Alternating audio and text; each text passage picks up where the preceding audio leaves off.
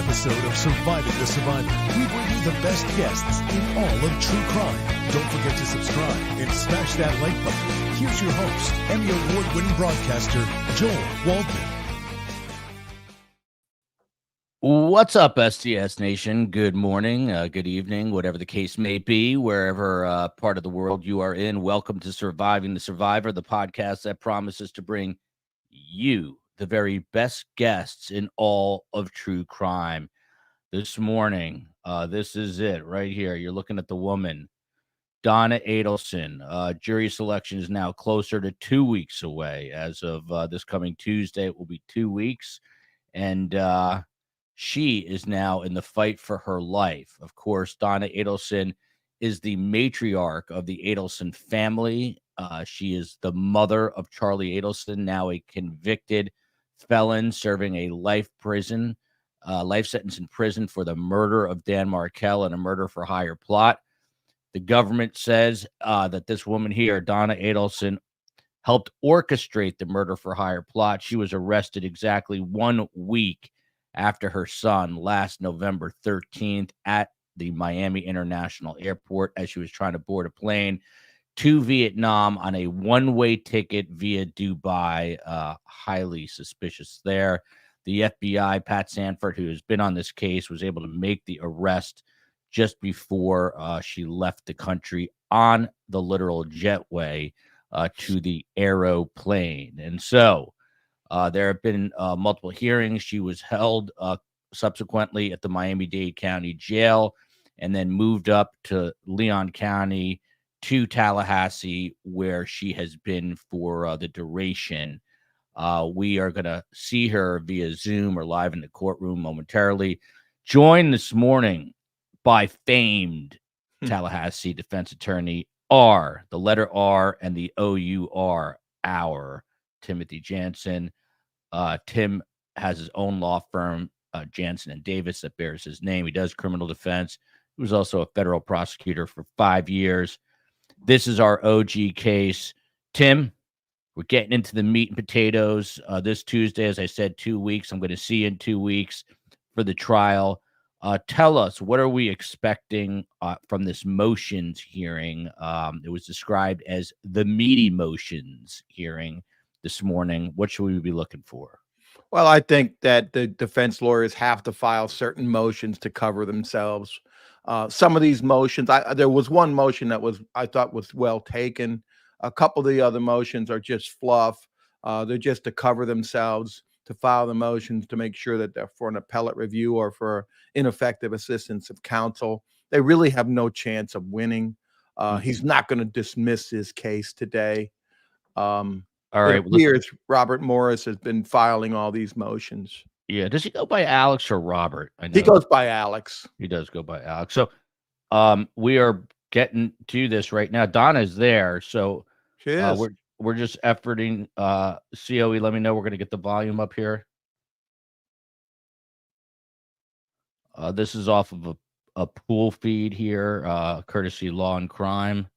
But you can see already, we were told this was going to start a little late, but Judge Everett does not mess around. And we are looking at a video, Sarah Dugan in light blue, Georgia Kappelman in the green, Daniel Rashbaum in dark suit, speaking to Donna Adelson, who appears to be in a prison jumpsuit.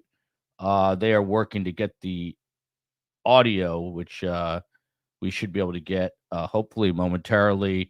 This all works on a pool type feed through the jail, through the court, I should say, itself. So COE and Space Coast are working, and we'll get that up and cranking, I'm hoping, momentarily. So just stand on by a couple of minutes, and we will get that to you immediately. So one of the things here, Tim, of course, is, does size matter, having to do with the courtroom? Right. 3B to 3G. Charlie's trial, the proceedings were held in 3G, which is the bigger courtroom, but Daniel Rashbaum filed a motion to have this in a smaller courtroom. What do you make of this? Is there any chance that they move it to the tiny room? I think it's a bluster. I think all the big trials we've had in Leon County have moved to that courtroom. All the sensational big trials have gone in there. I don't see any reason why they won't change it. It's better for security. It's better for the courtroom. It's better for the judge. Preseason's over, right? You look at the courtroom today. Judge is only handling this pre-trial matter. It's first on the docket. Sarah's been covering a lot of the motions. Today, George is there. She's dressed nicely in her courtroom attire. It's ready to go. Daniel's sitting on the inside of the bench, which means he's going to be the lead lawyer. He's probably going to argue most of the motions. And I think the judge is going to dismiss the moving because he's going to have to balance. The public has a right to come to see these trials. So hopefully we can hear. Yeah, this audio is muffled, but we're going to try to fix this. And also the proceedings as they unfold again. Please do not interfere in any way.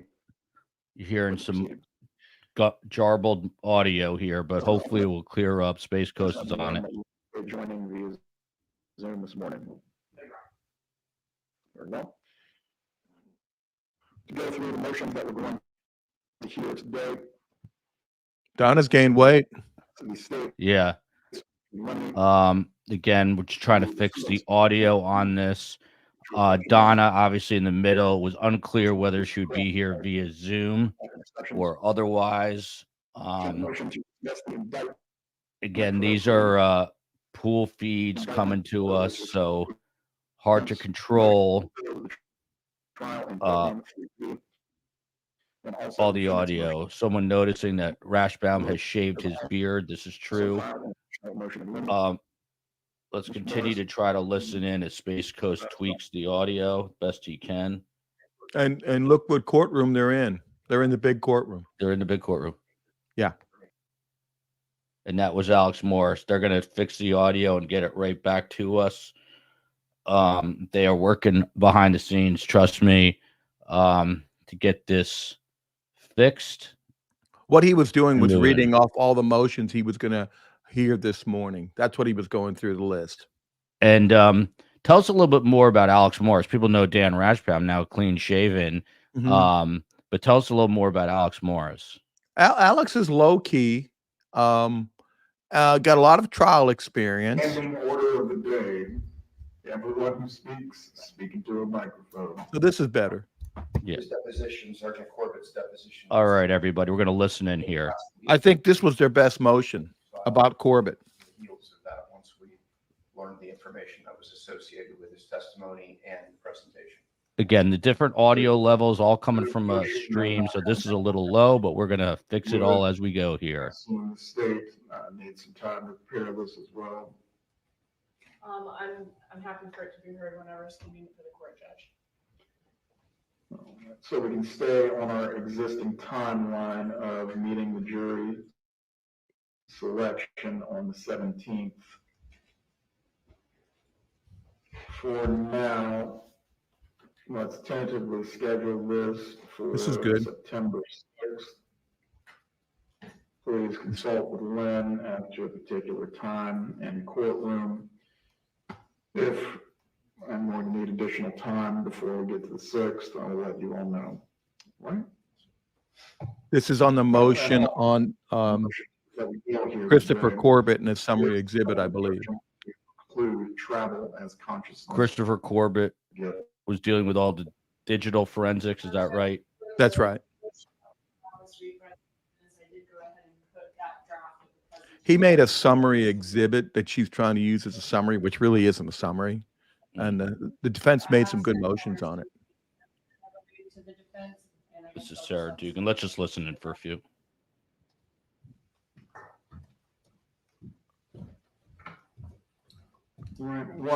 Thank you. One other matter that I wanted to address as well before we get into the argument of the motions. Mrs. Adelson, previously I have addressed with you Conflict. the fact that you are waiving any conflicts as it would relate to the representation of Mr. Rashbaum. Based on where we stand procedurally at this point, when you first gave this waiver, that was prior to there being any deadlines concerning discovery or being able to view the evidence that the state plans to present at trial. Now that there has been an opportunity by you to review this discovery with your counsel, I believe it is prudent to go through these factors again, ultimately to confirm that you still wish for Mr. Rauschbaum to act as counsel. If you please can stand and raise your right hand. This is another protection the judge is doing to make sure this isn't an issue later on. You're going to give it will be the truth. You can lower your hand. Mrs. Adelson, you understand that you have, under the Constitution, a right to conflict-free representation. Do you understand this, ma'am? Do you also understand as well that one of your attorneys, Mr. Rauschbaum, previously represented your son in a case or a similar case in this matter? Yes. Do you understand that he has a duty to hold in confidence certain aspects of that representation? I understand. Do you understand as well that this could create a potential or actual conflict as it relates to your representation in this trial? Yes. As to that conflict, do you realize, or I should say, do you understand that this could affect your defense in some way? Yes. Have you had an ability to consult with other counsel as to whether you wish to have a conflict-free counsel? I'm aware of it. Yes. And as to any potential or actual conflict that may exist with Mr. Rauschbaum's representation, are you waiving this? Yes. Thank you. You may be seated. So you see, he's careful about conflicts. He's preserving the conviction, or if it's a conviction, but the trial. Yeah. Again, this is a pool camera, so this is the audio you're hearing is beyond our control, but Space Coast is a wizard at clearing things up as the judge goes through this. A lot of people commenting about how Donna has put on a lot of weight. It appears she has. You can see no more hair dye. That's her natural hair color. She is shackled, feet and hands. She had trouble raising her right hand. Dan Rauschbaum cleanly shaved. Alex Morris chewing on his glasses. Let's watch. I don't know why they don't ask them to take the handcuffs off. That's if I was her lawyer, I'd ask the handcuffs to be taken off. She can't write notes and assist her lawyers. Yeah. Let's go ahead and start with the motion that procedurally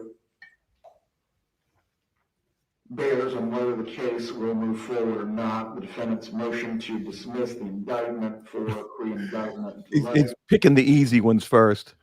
The ones he's already made his mind up. Which was the first one? The motion to dismiss for delay. Judge, may I approach the lectern? You may. I got it right. Dan Rauschbaum with a smile on his face. Here we go. This is a motion to dismiss because they took too long to indict Donna Adelson. Let's see what Dan Rauschbaum has to say here. The key thing is they have to prove substantial prejudice and bad faith, and I don't think they will be able to prove it. Other than what's said, I don't want to repeat myself too much, but just to point out a couple things. Here, there are two components that need to be shown. You need to show prejudice. We need to show a delay, first of all. That's clear. I think that's clear on the facts. Murder was in 2014. Donna Adelson was a suspect in 2016. An affidavit was released in 2016 showing she was a suspect. You'll see the evidence in this case. We've had an opportunity to review the exhibits the state intends to present is the exact same, pretty much, evidence that existed in 2016, that existed in 2019 in the trial of the first trial, Catherine Magbanua and the others.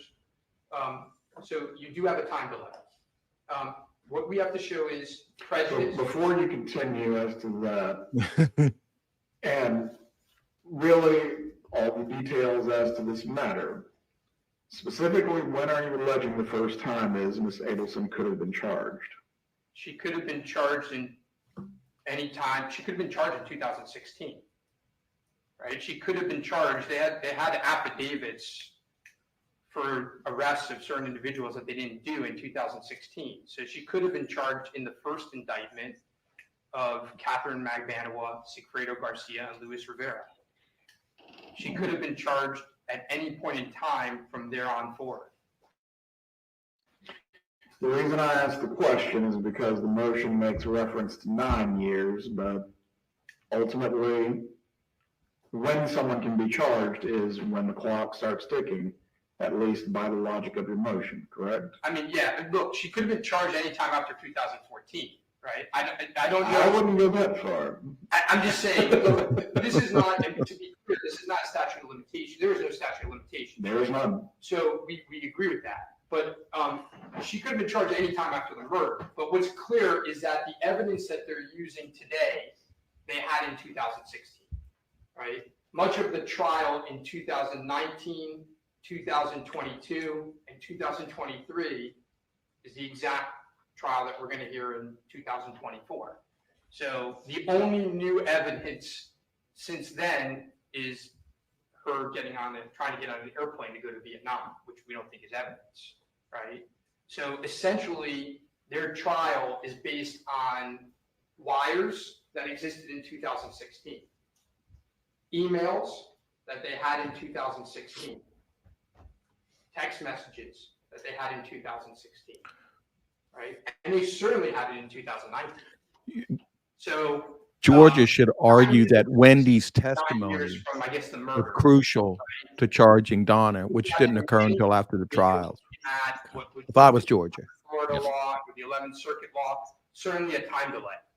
Okay, so when you get that, then you have to look at the prejudice component, and you have to look first at the prejudice component. And you see here that because of that time delay, there are records that no longer exist that would show that she needs to defend herself against two of their main components of their case. So two of their main components of their case are going to be, and they're both brought in by Sergeant Corbett. Two of their main components of their case are call patterns, and I use the word patterns lightly, because in order to show a pattern, you need a length of time to show a pattern. So when they got call records, they got call records, I believe, starting in May of 2014 through July of 2014. So they got a very short period of time. Because she wasn't charged in a timely fashion, call records showing that there is no pattern, that this is exactly what would have happened earlier.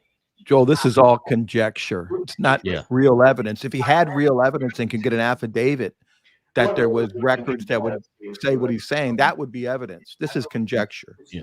You also failed to mention jailhouse calls and hearing Donna's voice. So that would take you back to 2019, give or take.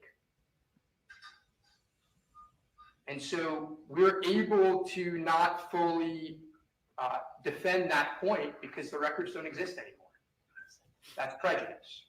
The second component are some text messages. It's got to be substantial We have prejudice, text messages where they claim not just prejudice. that she is outside of Charlie Adelson's house. We have to defend that. It's their one main piece of evidence. This is a premeditated crime they're charged with. Is there one piece of evidence after the murder? There's very little piece of evidence after the murder other than that and the wires. So the way to defend that is through SunPass records. Those SunPass records don't exist anymore. Now, What is the record retention on the Sun bill? 3.5 years is what we're told. And that's what Agent Corbett testified to at the last trial. So, Judge, it's a predicament for us, right? Because understand that it is clear that, by the way, before 2016, just a month after the murder, the state pulled financial records for Mrs. Adelson. Pulled all of her financial records. They pulled SunPass records for other suspects in the case. They pulled call records for other people in the case. They didn't do so for Mrs. Adelson, and now those records no longer exist to defend ourselves. Now, the second component is a bad faith component. I think the prejudice component is clearly established here. The bad faith component, it's important to know that under bad faith, you do not need to show a sinister motive. The law in this court is clear, right? United States v. Foxman, 87 F3rd at 1223 says that bad faith in this context does not require a subjective, sinister motive on the part of the prosecution. That's important. Okay, we don't have to show that the prosecution did this on purpose. What we have to show is that they had a strategy, and their strategy was to wait. That was their strategy. Their strategy was to wait because they hoped that people would flip. And they kept on hoping that people would flip. They kept on hoping through the offers of immunity and otherwise that people would flip. And over time, they didn't flip. And so they waited. And because of that, we're put in a position where these records no longer exist. Now, Judge, we do argue in the alternative in this motion. Alternative means I know I'm not going to win, but please give me this. Exclude the evidence. They should keep out arguments of and admission of these pieces of evidence. Now, we're not arguing that they necessarily need to keep out all the call records, but they should not be able to argue that there's a pattern of calls. Because they can't establish a pattern because there's an earlier period of time that they have no idea what exists, and we don't have the ability to show it. With regards to the text message, we think it should be excluded. The SunPass records would clearly show whether Mrs. Adelson was at the house or not at the house. It would definitively show. Well, let me tell you why. Because you would see what SunPass records show back then, as they did now, is they show entry onto a turnpike. Correct. And so you would be able to see when she entered the turnpike. Let me stop you there. Yeah. Are there not methods to travel and avoid the turnpike points? Yes. Where it might not be as direct, it might not be as easy, where if you enter the turnpike here, you have an easier point of access to drive, but ultimately, could she have reached Mr. Adelson's home and avoided the SunPass altogether? Their record shows she did enter the turnpike. Their own witness shows that she entered the turnpike because he's got on his many charts where he guesses, he's got her on the turnpike through a cell tower. So you don't have to guess that she entered the turnpike. You know exactly that she did enter the turnpike. Their own records show that she entered the turnpike at what's called the Dolphin Expressway. Okay? So you go take 95 and you get on the turnpike at the Dolphin Expressway. That's where Dolphin Stadium is. You would, first of all, see on the SunPass the entrance there. And their records show that she's on that. Their cell tower records show that. Okay? Their cell tower records show also time frames on that same turnpike. Shows on their map, on their dots. They show her on the turnpike. What it can't show is if she got off the turnpike, it may not have shown her get off the turnpike, but it would show her get back on. So in other words, if they're correct, and she had gone to Charlie Adelson's house, which she didn't, but if they're correct, at some point she would have had to exit the turnpike. Okay? It wouldn't have shown her exiting the turnpike because when you exit the turnpike, it doesn't show you exiting. But they have her at a certain point in time back on the turnpike. They would have known when she got back on the turnpike and where. And that would have showed whether she was at his house or not. Definitively, it would have shown it. We wouldn't have to guess about it. It's just how the turnpike, it's just how the SunPass records work. It shows when you enter, and then it shows parts at the turnpike. So they're using a witness to make guesses. They have these beautiful charts where they have her pinpoint, and then they have Charlie Adelson's house, and they show that it could take from this time to this time, extra time, but they have no idea when she got off, where she got off, why she got off, and they would know for certain, 100%. We would be able to show for certain, 100%, if we had those records. He doesn't know that. He doesn't know that. That's not true. Moment in future argument about Sergeant Corbett, why are these not right topics for cross-examination? Judge, clearly if they're allowed in, they're right topics for cross-examination, but you have to do a balancing test. This is the premier piece of evidence in this case. It is the number one piece in his words outside your house, because it is the only piece of evidence in this case, other than the wires, that ties Mrs. Adelson to anything. And paying Catherine McDonald. It is the only piece of evidence. We have the wires speak for themselves. We have the checks that she wrote. We're not going to argue that she didn't write the checks.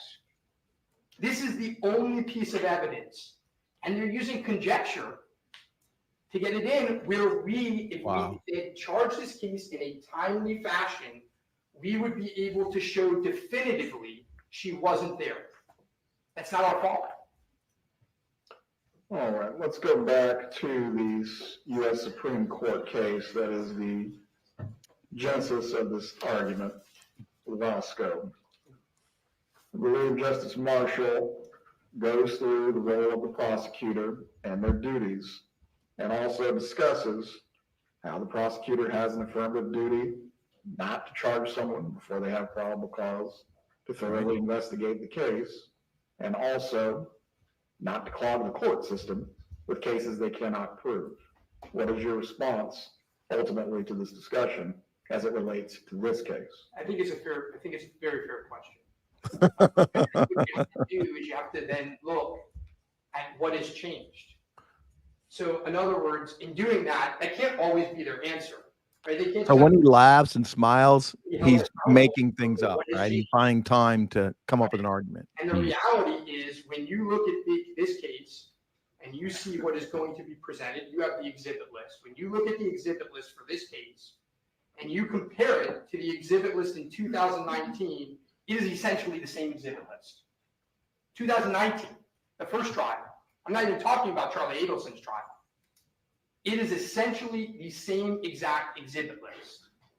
Their exhibit list contains, essentially, against Mrs. Adelson, emails that they had back then, wires that they had back then, checks that they had back then.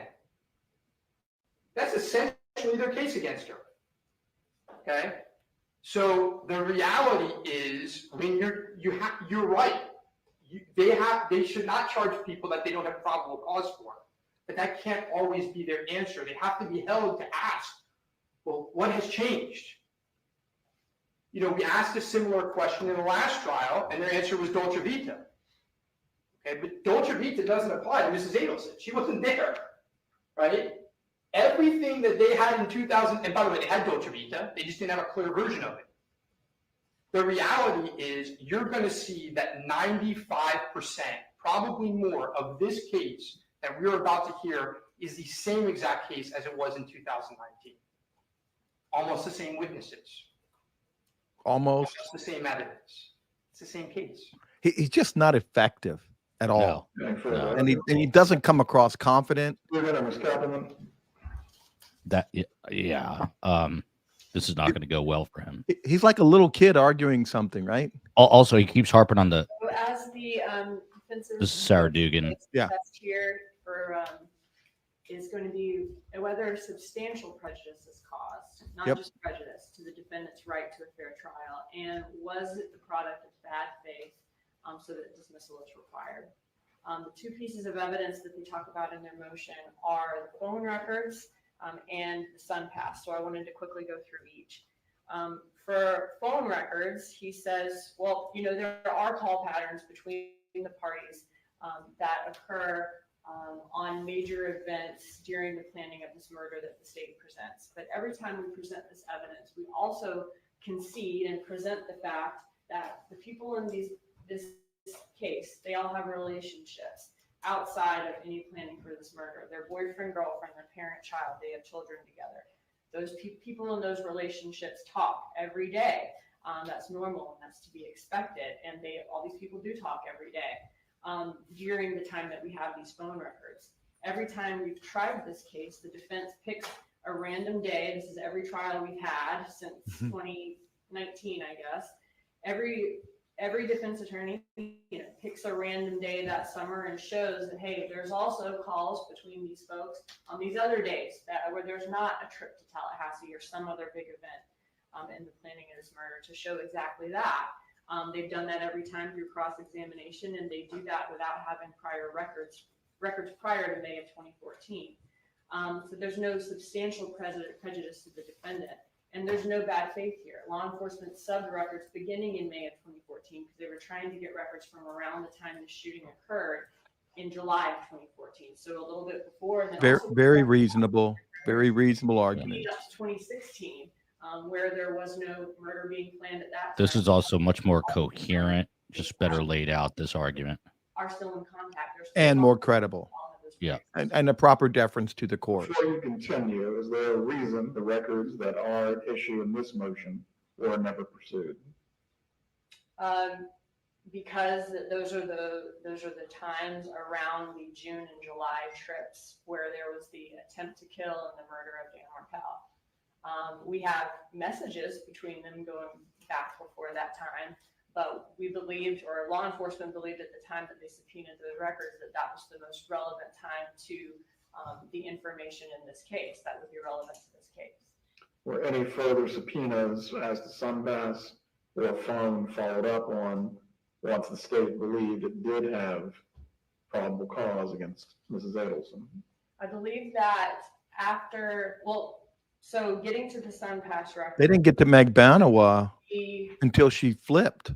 So they wouldn't have known she was going to say, did, I think. right? They had the email, right? Mhm. Once it came to light that, can I address the SunPass records and I'll let you know kind of what our tip was? Okay. All right, going back to the phone records, though, this is not substantial prejudice, and it's not a situation though where the state purposefully did not indict Ms. Adelson until she could not get these phone records anymore. So there's no bad faith in this case. It's not a situation where we purposely didn't indict her so she couldn't get that. Moving on to the SunPass records. First of all, there's no substantial prejudice that these records would be exculpatory. As the court pointed out, we don't know if there was a way she could have avoided that. We don't know if the exit or entrance even had a transponder in 2014. In fact, given that the defendant texted Charlie Adelson outside your house, and there was a witness at trial, Catherine Magbanawah, who said that the defendant had been at the house that night right before she arrived, we believe the SunPass records could very well be inculpatory. And there's no bad faith. Good point. Great point. Like the SunPass records too. We did, as the court asked, we had Jason Newland make a call to try to see if we could get the SunPass records. I believe it was last fall in 2023, but we also learned that they don't have them anymore this far late in the game. But the bad faith portion of this is only satisfied when the government makes a judgment about how to proceed with litigation to gain advantage over the defendant, and as a result, the indictment is delayed. The reason we didn't try to get the SunPass records earlier was because the state didn't really zero in on the fact that Donna Adelson went to Charlie Adelson's house the night of the murder until Catherine Magbanawah. Exactly my point. Yeah. In 2023, leading up to Charlie's trial and at Charlie Adelson's trial, Catherine Magbanawah mentioned that Donna and Harvey Adelson had visited Charlie Adelson's house the night of the murder. Before we continue, Yes, sir. was this new information learned either through the proffer or trial preparation that had never been or never come to light before? Yes, we learned that from her through her proffer and through information that she gave leading up to trial and her testimony at trial, which was all in 2023. That kills the motion for the defense. Obviously, Donna Adelson's phone locations, right, have always been in the records. The messages have always been in the records, but we didn't zero in on the fact that, hey, that's where this cash could have came from, and that was this relevant to the money drop, until Catherine Magbanawah said his parents had just been there right before I arrived. She said in her testimony that the money was there when she arrived, that it was damp. She believed Donna Adelson had washed the money. That made us zero in on the fact that Donna Adelson had been at Charlie Adelson's house right before she arrived, and that's when this money exchange could have taken place. After that, we began to look for evidence, that corroborated her statements. Leading up to trial, and we found evidence in the phone records that corroborates the fact that Donna Adelson did go by the house through her locations, through the message outside her house. But this wasn't a situation where we waited to indict Donna Adelson until some past records were no longer available. We would like to have those too. The Foxman case says that the defense says that this delay had to have been a deliberate act to gain a tactical advantage, and that's not what we have here. I also point out, Dan Rashbaum has said that he was retained in this case by Donna Adelson in 2016. Every trial that we've ever had has been, on YouTube, if anybody wants to see it. And they could have, if they believe that these SunPass records or phone records were so exonerating and obviously needed, those could have been requested prior to when they would no longer have been able to have been received. Can the defendant, absent an active case in the subpoena of this nature? The defense said in the last trial that he tried to get the SunPass records and he wasn't able to before we had even thought to try to get them. Please continue. I'm not sure when he tried to do that. Another thing here is that if the court denies this motion, I think at that time it would become ripe. The state would ask that the defense not be able to argue in opening or closings or testify in their own questions that, hey, because the defendant wasn't indicted until 2023, that means law enforcement or the state attorney's office didn't believe they had enough evidence. What anyone in law enforcement or state attorney's office thinks in this case is not relevant. That's true. Given that, we believe that, obviously the dates that law enforcement received evidence, the dates that, suspects were tried or convicted, those things are all fair game and can be pointed out by the defense. But not the argument that this delay was because the state attorney's office or law enforcement didn't believe there was enough evidence to convict. So to summarize in a nutshell, the state did not even understand what it had in the way of a text message until Catherine McBanwell's proffer. That Catherine McBanwell's information that she provided to the state really made us zero in on that and realize that money could have been exchanged at that time by Donna Adelson. That's key. That's key for the get rid of bad faith. Obviously, we always knew that they were traveling up to Tallahassee that night. The Harvey and Donna Adelson were. After the murder took place. Yes, sir. But Catherine McBanwell's information that we learned after her trial, when she began to cooperate and leading up to Charlie Adelson's trial, is what made us zero in on that. Very well, thank you. Brief response, and then we're going to move on to the other motions. Sure. Judge, I'll do the factual point first. I was retained to represent Donna Adelson in the late summer of 2016. Okay, so I think it was the end of July, beginning of August 2016, I was retained to represent Donna Adelson. The first trial happened in 2019. When that trial happened, we tried to get SunPass records. We did. We couldn't, because we weren't an active party. We didn't have any subpoena power. Were you stonewalled by SunPass? They told us, yeah, exactly. Okay. They could have asked the state to get them as Brady material. Was when Charles Adelson was indicted in the case. Then we were able to subpoena and try to get SunPass records. We were unable to do so because they didn't exist. So let me be clear on that. Okay. All right. The first time we were able to attempt to get SunPass records, they no longer existed. Okay. Now, with regards to them she makes a point that every counsel has picked a prior date. Let me tell you what happens. We did pick a prior date, but our universe for picking a prior date is like this big, right? And you'll recall at the last trial what happened with the prior date we picked, right? We aren't named prior dates. They found a court filing on that prior date. By the way, the court filing wasn't anywhere near the time of the calls, but they found a court filing on that prior date, and they made a big showing that this is another event, right? The reality is we want to find dates in 2013, in 2012, in January of 2014, in February of 2014. None of those existed because what they did is they got records only for a 4-month period of time. And any date that we pick, as to that point, and I understand what you're getting at, but don't defense counsel in all manner of cases all the time say the subpoena was too wide, you cast too far. Meaning the murder what led before, what led after, there's really not a lot of argument as to the relevance. But if the state is seeking records of your client, or hypothetically any defendant, going back years in advance, are they really permitted to do that? They don't need to go back years in advance, but they're presenting evidence in this case. Let me make 2 points to that. First of all, they got financial records years in advance.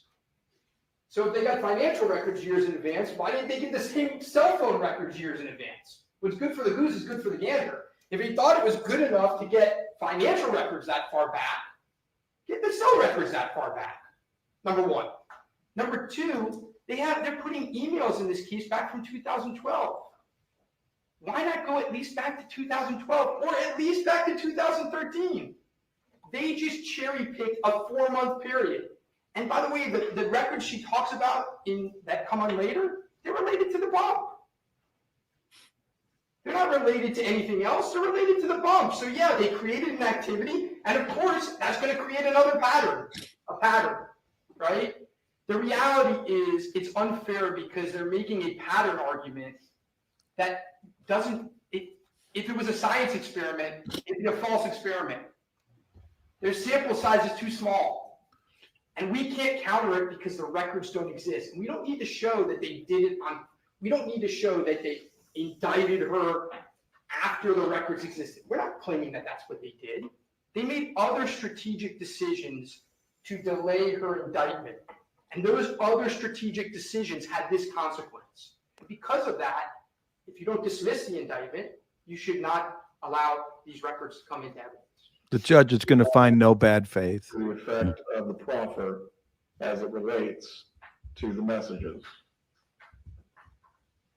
Ms. McDowell's proffer, which was taken last year. Of course, they had the message well before then.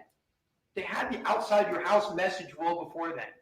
It's not, listen, when I saw it in discovery, which was before her proffer, I knew exactly what they were going to argue. It's very clear. You didn't need her crazy argument to know what they were going to argue. Her crazy argument. Well, let's look at this from the aspect of bad faith. Is it possible? There is no bad faith. Case file to not know what this one piece of paper actually means until a later date. It is possible, but you have three, because there's been 3 prosecutors. That's it. Very fine prosecutors who have tried If it's possible. going into that case 2 times. So very unlikely. The judge has already made his ruling. Possible? Yeah, anything's possible. But it's not that hard of a message to figure out. You have one of the key suspects in the case who you've gotten other records for, communicating with another key suspect in the case, who, by the way, in 2019, their theory was the same, that it was a murder for hire done by these 2 individuals. You have those key, and you don't have many text messages between the 2. And you have one, and by the way, you only have like 3 text messages on the day of the murder. And so it's pretty hard to imagine that they didn't think a text message from mom to son on the day of the murder, on the night when you're driving up outside your house, 10 minutes is the response, was not an important text message. I mean, if you believe that, I don't know, Judge. That seems I'm skeptical of that.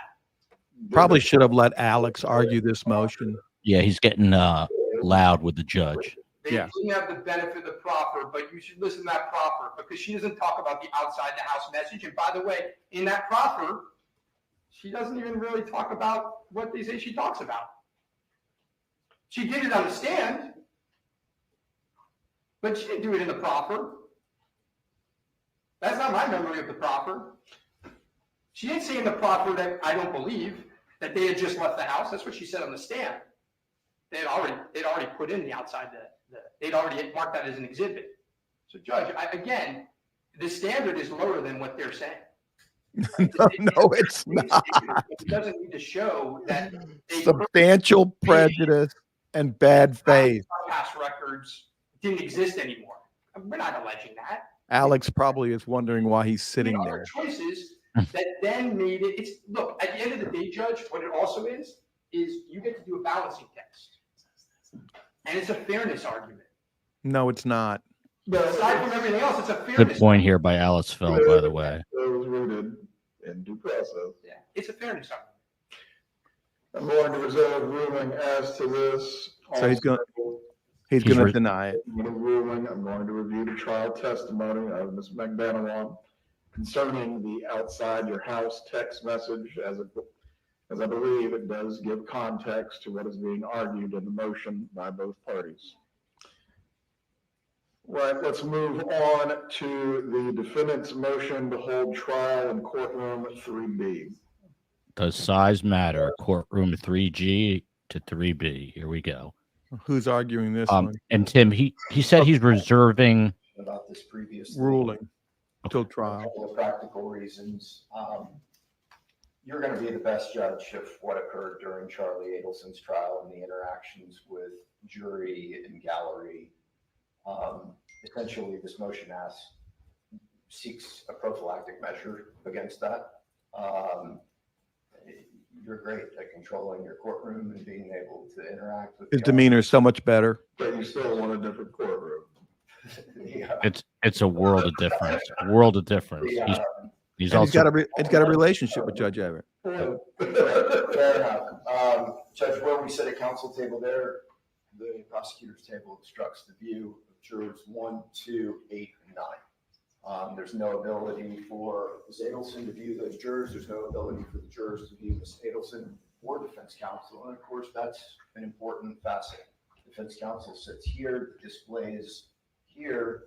Examining a witness, you park at the prosecutor's table, of course. Disconcertingly, in the last case, there were circumstances where communications between counsel and the defendant are posted on the internet before the lawyer can even get back to their hotel. And so it's been interesting to read the media response. This isn't a circumstance of trying to curtail the media's ability to gain access. It's a function of trying to facilitate there are fewer opportunities for problems to arise. It's a practical consideration. And of course, all of this is in your discretion. Well, I was going to say, in researching your motion, I did not come across a fundamental statutory or procedural right to be tried in a particular courtroom. Do you have one to argue today? No, I do not. He doesn't. It's a due process argument and a argument. It's so much different, this argument and this lawyer versus Dan's presentation. Night and day. I've tried many cases in the courtroom, multi-co-defendant cases in the courtroom. All of them are different. The acoustics in this room are rough sometimes. But from the number of inmates that we potentially have testifying in the case and the movements of people, Yes. it's not my challenge. It's the bailiff's challenge. There are security issues, and I know that it's difficult here. Courtroom 3B is smaller and more compact. I know that someone has mentioned that there are technological concerns of it being antiquated. No better time for us to ask court admin for an upgrade. We've got time to be able to put a machine in that works appropriately. There's really a functionality and a practicality argument to make sure that we best protect Ms. Adelson from things that we've seen occur previously. Very well. What you raise about counsel table, when we do have co-defendant trials in this room, a second table is added. There's the defense's preference to ultimately have what would be considered as the co-defendant's table and face the jury for the duration of the trial. I think He's keeping it in that courtroom. I think that we would. He's giving them an option of turning their table. One additional person sitting at counsel table with us during the trial. So there would be 4. So we'd have the traditional L, if you will, from whether it be in 3B or here. It's a little bit more difficult here because of the configuration to be able to put that many people. But to answer your question, yes, we'd like to be facing the jury, but 3B, I guess. Very well. Response from the state as to this motion? The state's probably not going to push too hard because they don't want to look like they're getting an advantage. A letter was sent by the Martell family stating their reasons they wanted to remain in 3G. Did the court receive that?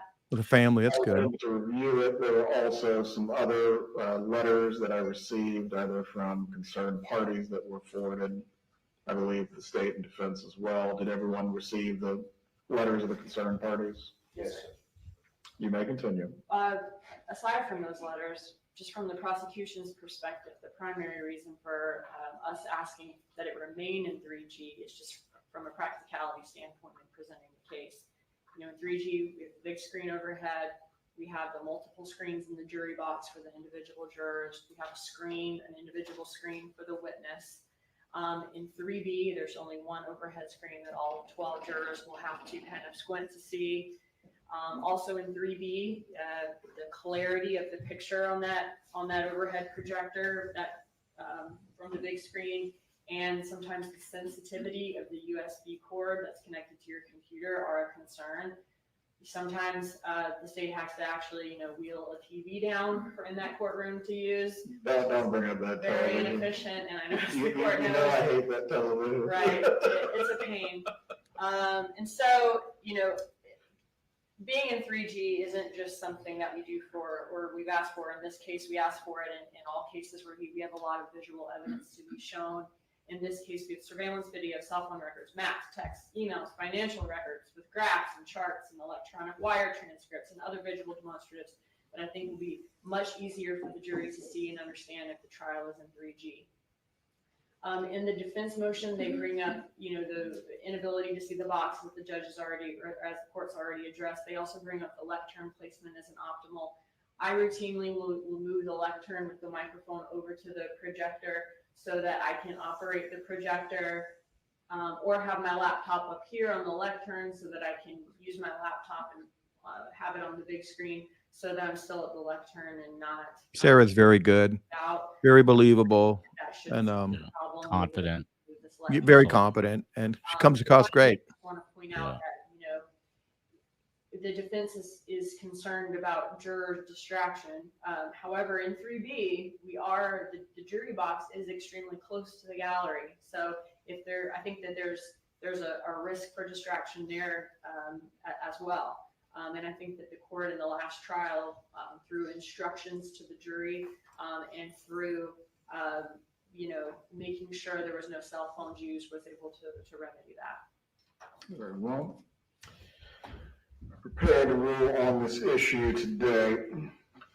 I believe as the final jury instructions make clear, the jury will be instructed that they are to decide this matter based on the nature and quality of the evidence presented. The court is going to take all means necessary to avoid there being any distractions from persons present, sitting in the gallery, or attempting to improperly influence the jury in some manner. The examples that were cited by the defense, the court is not taking lightly. At the same time, the court does not have a way to ultimately prevent what is being complained of in the motion from happening in any courtroom. I'm going to be very diligent and also very thorough in the deployment of the bailiffs as it results in this matter. The court also will take all suggestion from the defense as it relates to the placement of the table, so the defendant can be clearly seen by the jurors throughout the trial.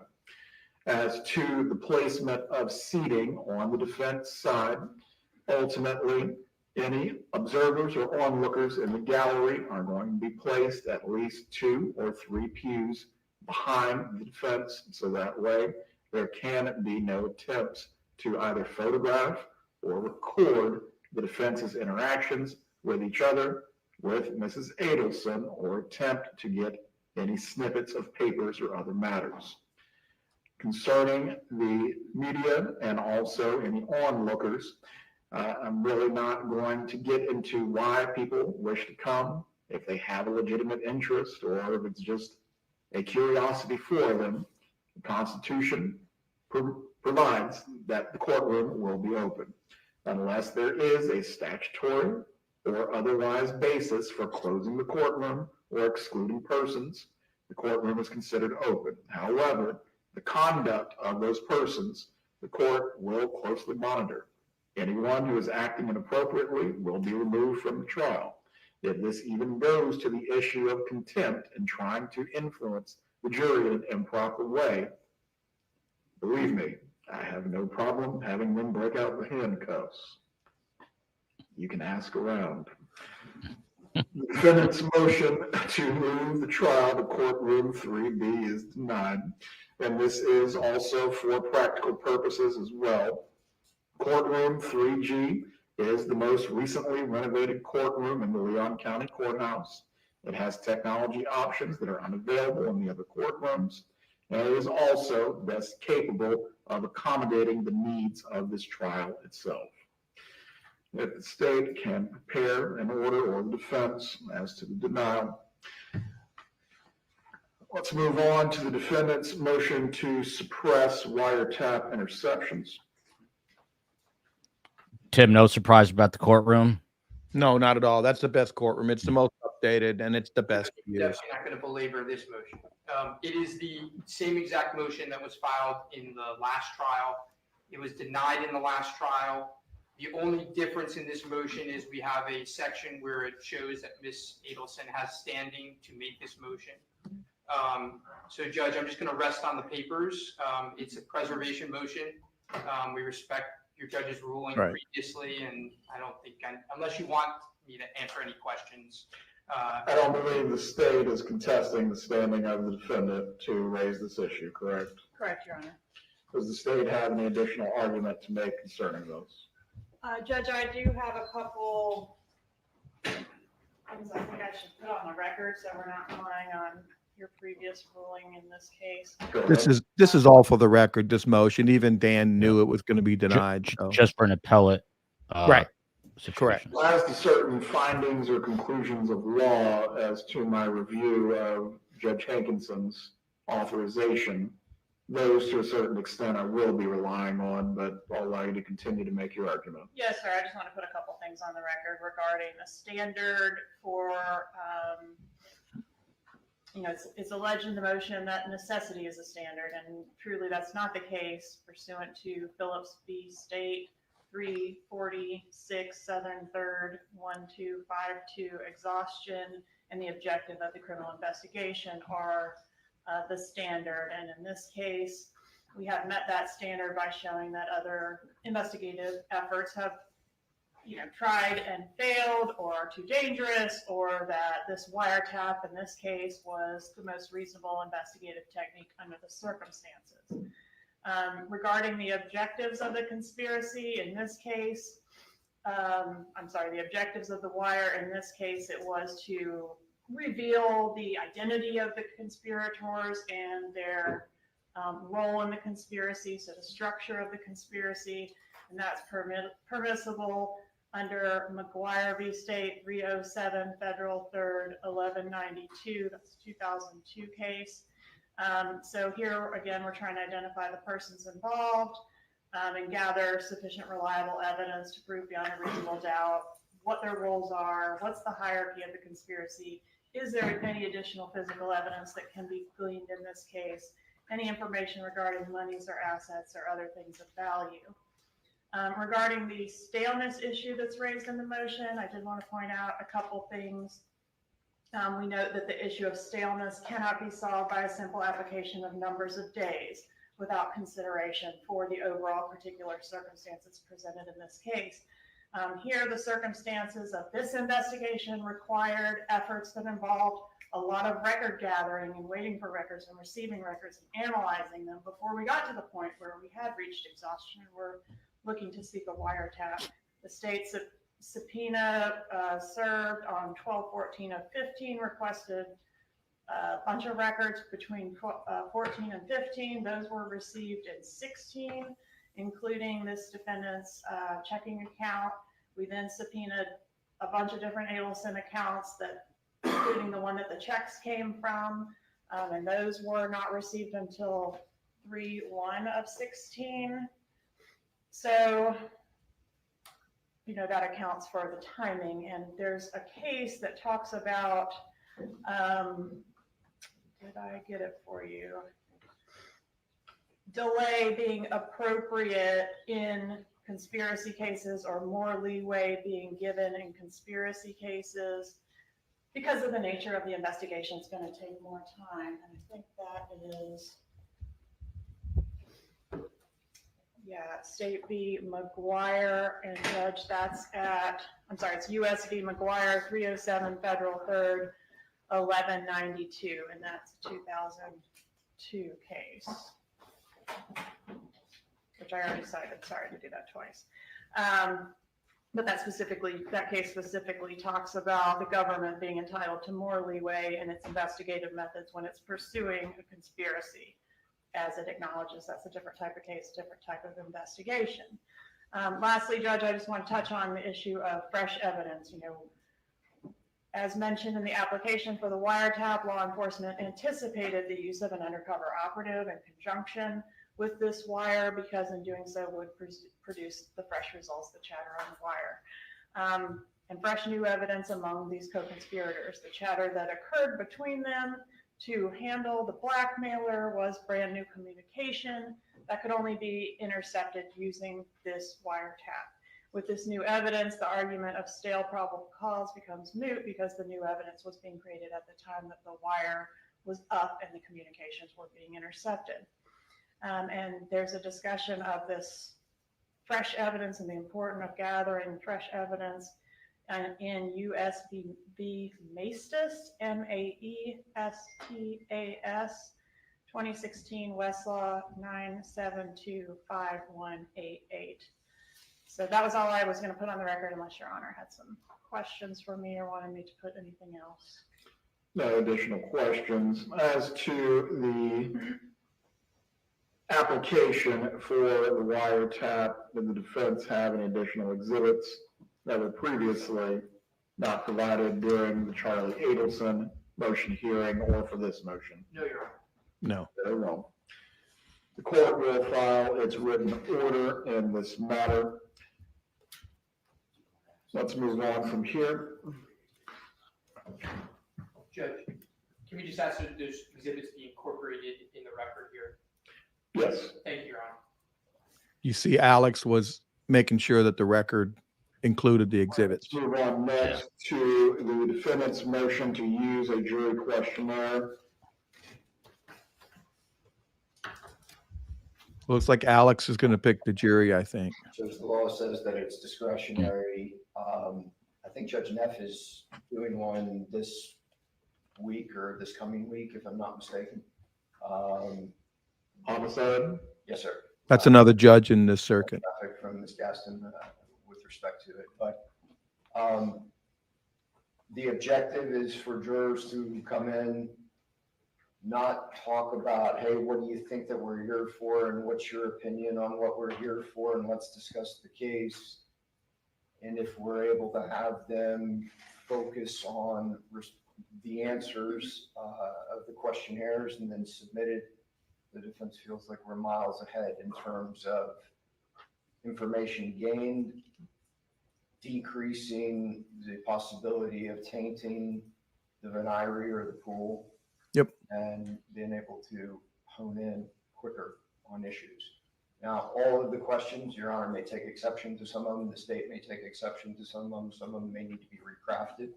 It could be made shorter, but the overall goal is to see if we can get more information in the door before we have to start doing work with them. All right. From the procedure that was used by both myself and Judge Wheeler, and I believe also Judge Hankinson, is there a particular thing that you're pointing to that otherwise negatively affected getting a jury? I think there were instances have been brought to my attention, and I think it became evident in Charlie Adelson's trial that the jurors had been downstairs once they got up here. They had been downstairs, and that there was communication amongst them about the very thing that I was mentioning. Why are we here? What's your opinion on this? They also did not remain. I'm sorry? They also did not remain. Understood. I'll put it this way. If you can't follow instructions at the outset, there's no reason to keep going with you. Yeah. If anyone that I find in that way, you're unlikely. We don't have to worry about them being on the jury, but go ahead. But are there additional instances of problems? I don't I don't think my answer is yes, there are additional problems. I think it's a circumstance to be able to make it better and make it work more efficiently. Very well. Response? Judges really don't like jury questionnaires. They like to control it in this circuit. Other circuits I've had questionnaires, but they just don't like it. Questionnaire, we think, we'd like to hear and see these jurors answering the questions that the court asked last time. Sometimes it's just as important to see like how someone answers the questions and their body language and what they say and how they say it, as it is to hear the words that they're saying. And so we'd like to not have one for that reason. Also, we just don't believe that it would save as much time and be as efficient as the defense thinks it may be. I think we have to litigate, well, what does it look like? And both sides are going to want something different. And then we've got 5 or 6 pieces of paper for each juror that the juror then probably ends up getting asked about anyway. So the state would object to it for those reasons. She's so practical that you just want to believe her. Yeah, that's crazy. Rule on it now. The court is going to deny the motion, and again, looking at this on practical grounds, ultimately, there is going to be examination by the court on the issues of pretrial publicity and hardship to serve in a trial of this length. The ability to engage an individual denier with the entire venire that has been summoned will sufficiently accomplish the goals of the jury selection. Those parties will be able to follow up on the court's questions. Additionally, as well, as my memory serves from the Charlie Adelson jury selection, several individuals who either were going to be cause challenges or other issues were discovered, such as them seeking to gain admission to the jury, were thoroughly rooted out during the process. In that way, this will work the same for Mrs. Adelson as well. Anyone who is biased or anyone who is trying to gain access to the panel improperly, we are going to get to the bottom of it. The process has worked. I believe it will work again. All right, let's move on to the defendant's motion in limine. So no juror questionnaire. That was second denial in a row. Motion denied. Concerning pre-arrest silence. The motion indicates that the state is not opposing this. Does the state have any additional argument, or is the position changed? No, sir. Defendant's motion in limine is granted as to prong 1. As to prong 2, wealth evidence, you may make your argument. Okay, Judge, as you may recall, the state intends to call Mary Hall as a summary witness. I say summary witness because in the past she's been an expert witness, but I don't think she's an expert. That's for another day. But as a summary witness to talk about wealth records, if you recall, they put in records showing the combined wealth of the Adelsons. They go through a bunch of accounts and they show what their combined wealth was. Judge, we think this is clear that under U.S. v. Bradley, that evidence of a defendant's wealth may be admissible, quote, when relevant to issues in the case, but that use of a defendant's wealth to appeal to class bias can be highly improper and can deprive the defendant of a fair trial. Okay, this is clearly coming in for that purpose. Their wealth has no bearing on the issue in this case of whether Mary Hall is the premeditated murder. Financial auditor who There's would no dispute speak to in this Donna's We will money stipulate trail. To it that checks were paid out of the Adelson Institute. That was going to be my first question. And as to your general proposition, I would say you're correct on the law. In the same way, the jury is not to consider that a defendant is indigent and hold that against them. Right. It would equally apply. He's going to lose this motion, As though. it relates to the state's theory of the case, is there any relevant evidence of wealth that you're still disputing? No. I mean, the argument in this case is that she paid for a murder, and that is not our dispute. I mean, we're disputing it was for a murder, but we're not disputing that she signed the checks. We're not disputing that the checks came from the Adelson Institute. And we're not disputing that $100,000 was paid to Catherine Magbanua on the night of July 18, 2020. They're just generous. We're going to admit all the facts that's bad for us. That's Look, coming even in. I mean, I talk with Dan, but he does not believe this himself. Was No. there other evidence as to transfers of You vehicles, shouldn't play poker. property No. that is alleged to have been given to Ms. Magbanua? There's evidence of a car that was given to Ms. Magbanua that was in Harvey Adelson's name. We will not dispute that either. Again. So again, it's just generally, these are wealthy people, not the specific matters that are being alleged a part of the conspiracy or payment for the conspiracy. We're not disputing any of that. So and why do they need to show a wealth of millions of dollars? You know, and they spend a lot of time on it, millions upon millions of dollars. What is that relevant to? They hired a hitman. I don't think it survives 4. They offered $1 million for him to give the kids up. It certainly doesn't survive that. Response, State? I mean, Tim, he did just admit in open court that she was paying them. Was that a mistake? No, he knows it's coming in. Yeah, I mean, because okay. I want to prove that this defendant had the means to make the payments that are alleged, to make the payoffs that are alleged, to buy Right. the cars, property, etc., gifts, etc., that are alleged to have been received by the killers. And it's relevant to show that they have the ability to make the $1 million proposed bribe that preceded Exactly. the death of Mr. Markel. It's important to show the means relative to the payoff. So they had, this was a drop in the bucket, right? That's important, I think, for the jury to understand the motive and the means and how this was executed. I think she's right.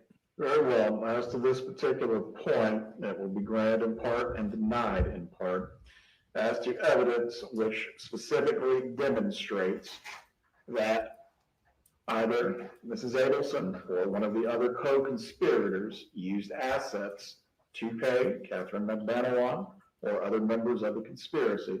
The state is going to be permitted to demonstrate that evidence. As far as any general presentation, however, as to all assets of the defendant, that is where the line is going to be drawn.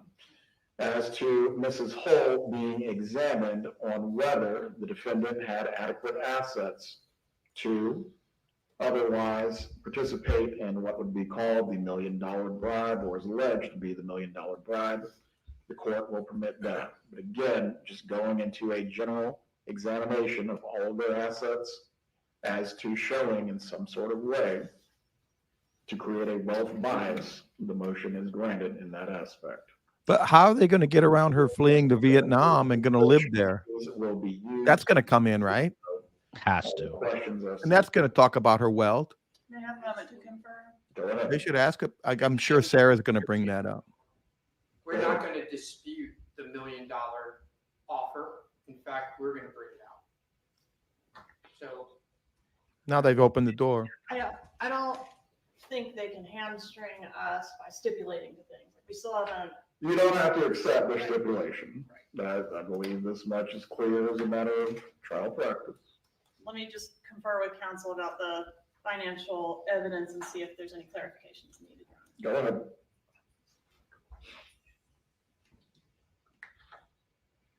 So if you saw Dan whisper to Donna when the judge gave him a slight ruling, like, yeah, we won that, and Donna gave a look like, great. You could tell by her body language. Yeah. Yeah. He clearly has the ear of Donna. Yeah, but he She's didn't not win the with- important part of that motion. He lost the important. If we're inquiring of the witness, Paul, about the time frame in which, say, the $1 million offer was being proposed, we would be permitted to ask the witness, what did you analyze? What did you look at? And did the defendant have the means to make that payment at that time? But we would not be permitted to say what was the bottom line in her bank account at that date. Correct. That examination will be permitted. What would not be permitted is to say the defendant had $10 million at TD Bank on this date. I believe that's ultimately what the defense's motion goes to. Am I correct? that's correct, Your Honor.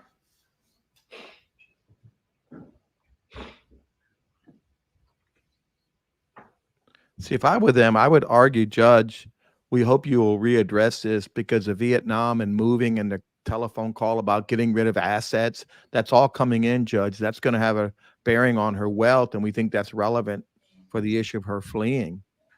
So they probably should bring that up. Your ruling, Judge. Let's move on to number 3, hearsay testimony from Jeffrey Lacoste. Okay, this one's a little bit more complicated. Not as complicated as you think. And Jeff, look, In the last trial, he's testified previously. Yeah. And you ruled in our favor. You excluded the hearsay testimony as being just that, hearsay testimony. Okay? And what proceeded to happen, as we all know, is the state then Called Wendy. question of this piece of evidence, of these statements to Wendy Adelson. And then impeached her with Adelson Lacoste. denied that she ever said these things, and then they were able to backdoor it in through impeachment. Which is proper. Well, I wouldn't consider it as a backdoor as much as, would you agree with me? There are often times when it comes to evidence, may not be admitted for one purpose, does not exclude its use in other ways. I would agree with that statement, but I would disagree that it wasn't a backdoor. But nonetheless, that was that trial. This is different because the question to Wendy Adelson in the outset in that trial was about a statement that Charlie Adelson made. So it fit an exception to the hearsay rule, which was it was a statement of a party opponent. Okay? In this case, the statement, if they ask Wendy Adelson the question in the outset, it doesn't fit such an exception. It's not a statement of a party opponent. Asking Wendy Adelson what Charlie Adelson said is still hearsay because Donna Adelson is the party opponent. And it's not a statement in furtherance of the conspiracy because none of this had to do with any conspiracy statement in furtherance of the conspiracy to commit a murder. None of these statements are in furtherance of a conspiracy. So what I'm trying to say in short order is, number one, we assume you're going to rule the same way, that it was hearsay, and prevent it from coming in through Jeff Lacoste. And what we're also arguing is that it should come in through Wendy Adelson because that is also hearsay. It's hearsay because it doesn't fit an exception. That it would have in Charlie Adelson's trial. It doesn't fit that any exception in this trial. And so we're asking that it not come in at all. Now, when you look at the statements, they're all a little bit different. Buying her a television was cheaper than a hitman. That Charlie Adelson actually looked into possibly hiring a hitman. And then that Charlie Adelson described a dinner as a celebration. That's even after the murder. So that's even, and then Charlie Adelson kept large amounts of cash in his home, right? These are all statements that are hearsay, right? They're hearsay if asked of Jeff Lacoste, and they're hearsay if asked of Wendy Adelson. And as a result, they shouldn't be allowed to be asked or admitted. Response from the state. This was his best argument so far today. I disagree, Your Honor. I think these are statements against interest. These are One statements. moment. I need to remove some people from the Zoom. Yes, sir. Uh-oh.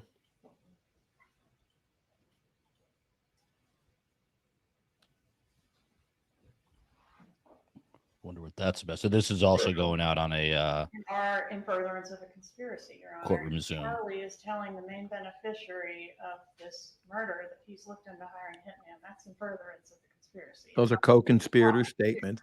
It's a hearsay exception. Statement that Charlie Adelson had, in fact, in the summer of 2013, begun looking into hiring a hitman to kill Dan Markell, and the cost was either going to be $15,000 or $50,000. One of the two, she said, as you will recall. How can that not be in furtherance of the conspiracy, right? If Wendy denies it, then it's textbook impeachment to call the person that she said it to indicate that she said it.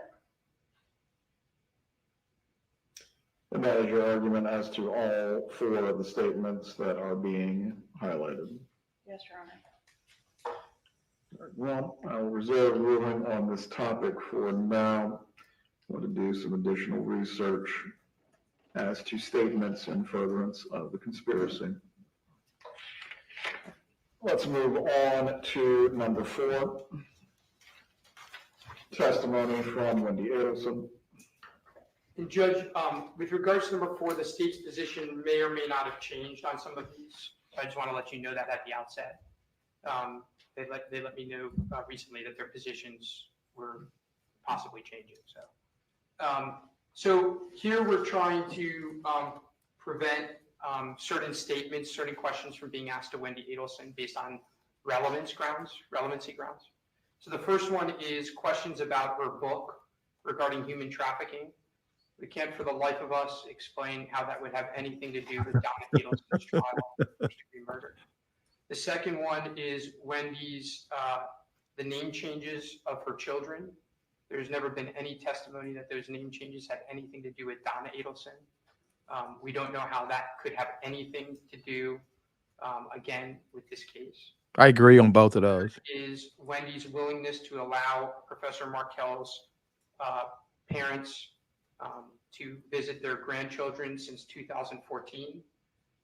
These statements have nothing to do with this case and in fact are used to prejudice the jury against our client, even though it has nothing to do with her.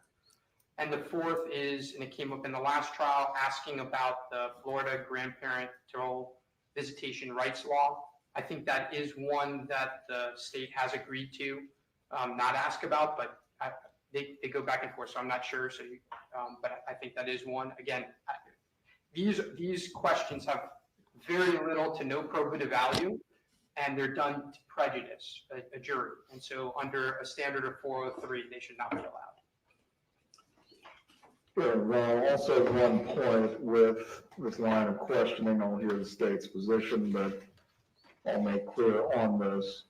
I understand Ms. Adelson is a member of the bar. However, if any testimony is permitted on this point, she is not to be opining on the Florida statutes and the validity of. Is everyone clear on this? Yes, Your Honor. Go ahead, Ms. Copeland. I think in reference to the book, this is the one I kind of flip-flopped on because I went back and looked at how it came up last time, which was that Wendy Adelson denied wanting to relocate, denied being disappointed about losing her motion in court to relocate. And that is, of course, the state's theory as the main motive behind this crime was that she was wanting to relocate to South Florida. And I thought at the time that testimony opened the door to her having written a clearly autobiographical book about a woman just like herself, married to a man just like Dan Markel, who's utterly miserable and stuck in the place that she's living in. So if the testimony goes that way this time, I can imagine a scenario where I might want to ask about that. I'm fine with approaching, if Your Honor prefers that, to see if we think we're there, where I can inquire about that. There's a high likelihood I might not want to inquire about it at all. So however you want to handle that one. In reference to the other two items, I think those go to the state's theory that this crime was done in order for Wendy to move to South Florida with these boys and to erase their father and his family from their lives. And there's a lot of evidence of that, and that's part of the failure to provide access to the children to his grandparents and the name changes. So these kids were 2 and 3 at the time, and it's the state's theory that the effort was to eliminate their father, not just physically. Right. As to that point, Ms. Kappelman, I understand the relocation and the divorce proceedings as it plays into the state's theory. But ultimately, was it not Mrs. Adelson's right as the parent and guardian of the children to change names or make certain parental decisions after the other parent has deceased? Absolutely, Judge, but those decisions might be relevant to the state's theory in the murder. I'm not alleging that she's done anything illegal, but I think it's relevant to the consideration of whether or not this murder was done. It's inconsistent with what you would expect a parent to do on the heels of the murder of their father, right? So I think a reasonable juror could infer something from that and should be permitted to do so if they find it compelling. Any further argument as to this issue? No, Your Honor. Just one briefly. Go ahead. Wendy Adelson isn't on trial. So, I mean, this may be a different topic if this were the trial of Wendy Adelson, but this is the trial of Donna Adelson. And what they're trying to do is they're trying to dirty up Donna Adelson based on decisions, either fair or not fair, that Wendy Adelson made. And again, that is, again, it doesn't fit, I don't think it fits the relevancy standard, but even if you get there, when you do a balancing test, they're going to be able to show, and they're going to do a pretty good job of trying to show what the divorce situation looked like and how Donna Adelson wanted relocation. I mean, they're going to be able to do that. So just adding this to the fire is, if in any way relevant, is when you do that balancing test, I don't even think it's close, Your Honor, for any of these conclusions. Very well. You'll probably reserve. Prongs 3 and 4 of number 4 of the defendant's motion in limine. I will grant that as to prongs 1 and 2. I will give additional consideration to the argument that's been made. I will reserve ruling as to those sub-prongs from now. Thank you, Your Honor. Let's move on to prong 5, jailhouse recordings. So I think this is pretty straightforward, Your Honor. We're not suggesting that Donna Adelson's statements, whatever recordings they might use, and we have to look at the recordings, obviously, but we're not suggesting that Donna Adelson's statements don't come in, but Charlie Adelson's statements don't come in. It's hearsay, and it's certainly not in furtherance of a conspiracy. This is after his conviction. So we're only talking about, let me be clear. Well, I would argue the opposite. It's covering up the crime. It's still part of the conspiracy. So there are recordings. Yeah, I don't fully understand that. Yeah. The state intends to use. I don't know. Where there is a conversation between Donna Adelson and Charlie Adelson. Donna Adelson, provided they meet other requirements, Donna Adelson's statements are not hearsay. They're statements of a party opponent. There's an exception to the hearsay. It's not hearsay, but Charlie Adelson's statements are just black letter law hearsay. They're not in furtherance of a conspiracy. It's after his conviction. I don't know how they could be in furtherance of any conspiracy. Cover up is still part of the conspiracy. He doesn't know the law. Are any of these in any way tied to this issue of travel as consciousness of guilt? Some of Charlie's statements, no, I don't think so. I think they're tied to, well, I think there are statements where Charlie is talking about his trial, and Charlie is talking about why he believes he was convicted, and Donna is responding. The way she responds, I think, is allowed in. She may then respond in part about travel. I don't know. I'm not sure what they're using, but Charlie's statements are not admissible. Right, state response. This is a funny comment right here by Lord Pender, hoping that Wendy hears it. Are statements against interest that are made by Donna Adelson or are adopted by Donna Adelson in a conversation on a recorded line. We're not going to be able to extract one voice out of a conversation and only play half the conversation. What is the subject matter of what you seek to admit in this way? Well, we're talking about a few things. One call is the open line call, which I think Your Honor will know what I'm referencing. Maybe you're going to have to listen to these, but there's a call where This was Charlie on the actually, loan application. yes, Charlie actually drops off the call. So we would want to play a few statements of Charlie just to show, like, this is what's happening. It's a call where he's dropping off. She's, continuing to talk in the background. So I'm not sure if that's the one we're talking about or not, since Charlie's not really featured on that call. There are a couple other calls where the nature includes some of the talk of fleeing, relocating, committing suicide, and those types of things. So maybe those are calls that need to be provided to Your Honor to make a decision. That would probably be best before I rule on this. Mm-hmm. Yes, sir. Also, as to this point, and I believe there already is a standard jury instruction, as it relates at least to law enforcement and a defendant's interview, is your argument essentially this goes to the context of the call? Yes, context, admissions, context and adoptive admissions in some instances, yes. Very well. He's going to let these calls in.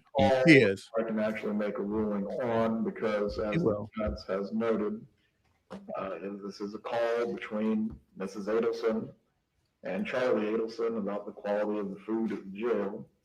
We have hearsay problems and we have relevance problems. Obviously must be good.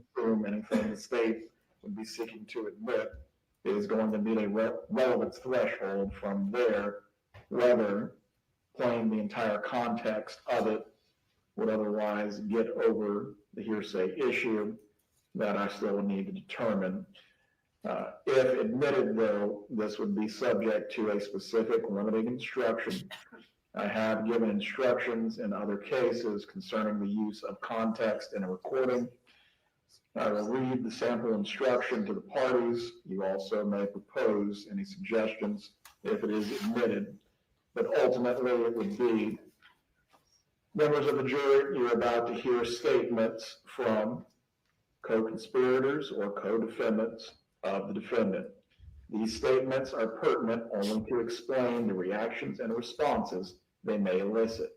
You are not to consider these statements by any co-conspirator or co-defendant as true, but only to establish the context of the defendant's reactions and responses. That ultimately, if any will be admitted at all, that will be subject to that instruction to the jury. So it is clear, Mr.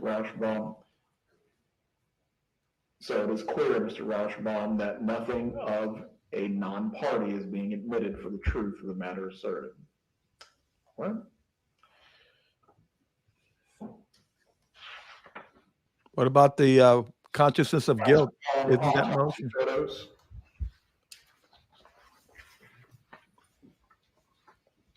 So Judge, the Florida Supreme Court has held that autopsy photographs are admissible if they are relevant and not so shocking in nature as to defeat the value of their relevance. But to be relevant, a photo of a deceased victim must be a probative issue that is in dispute. Okay. In this case, there is no dispute as to Professor Markel's death or the means that he was murdered. There's no dispute as to that. In the last trial, and I might be wrong about this, I think I was kind of conservative, 10 separate exhibits, 2 x-ray images, 8 photographs. I mean, it's clear what the state is trying to do. We understand they have to meet their elements, and one of the elements is to show that he was killed. That has never been in dispute. We understand Old Chief. We understand that ruling as well. But Judge, we would ask that these autopsy photographs be limited. That's our request.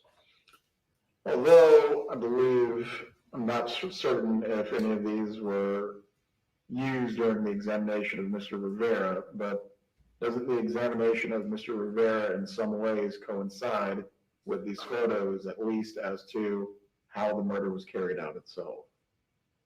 I mean, they weren't used with Mr. Rivera, I don't think.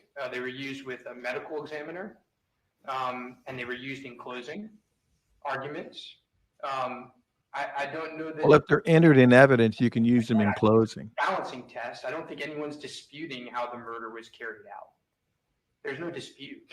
I mean, No, not that he was shot, but ultimately Mr. Rivera's details of what actually occurred as it relates to his credibility as a witness and explaining other aspects of the conspiracy. they haven't done that in the past, but we're also we don't intend on attacking his credibility when it comes to how the murder was done.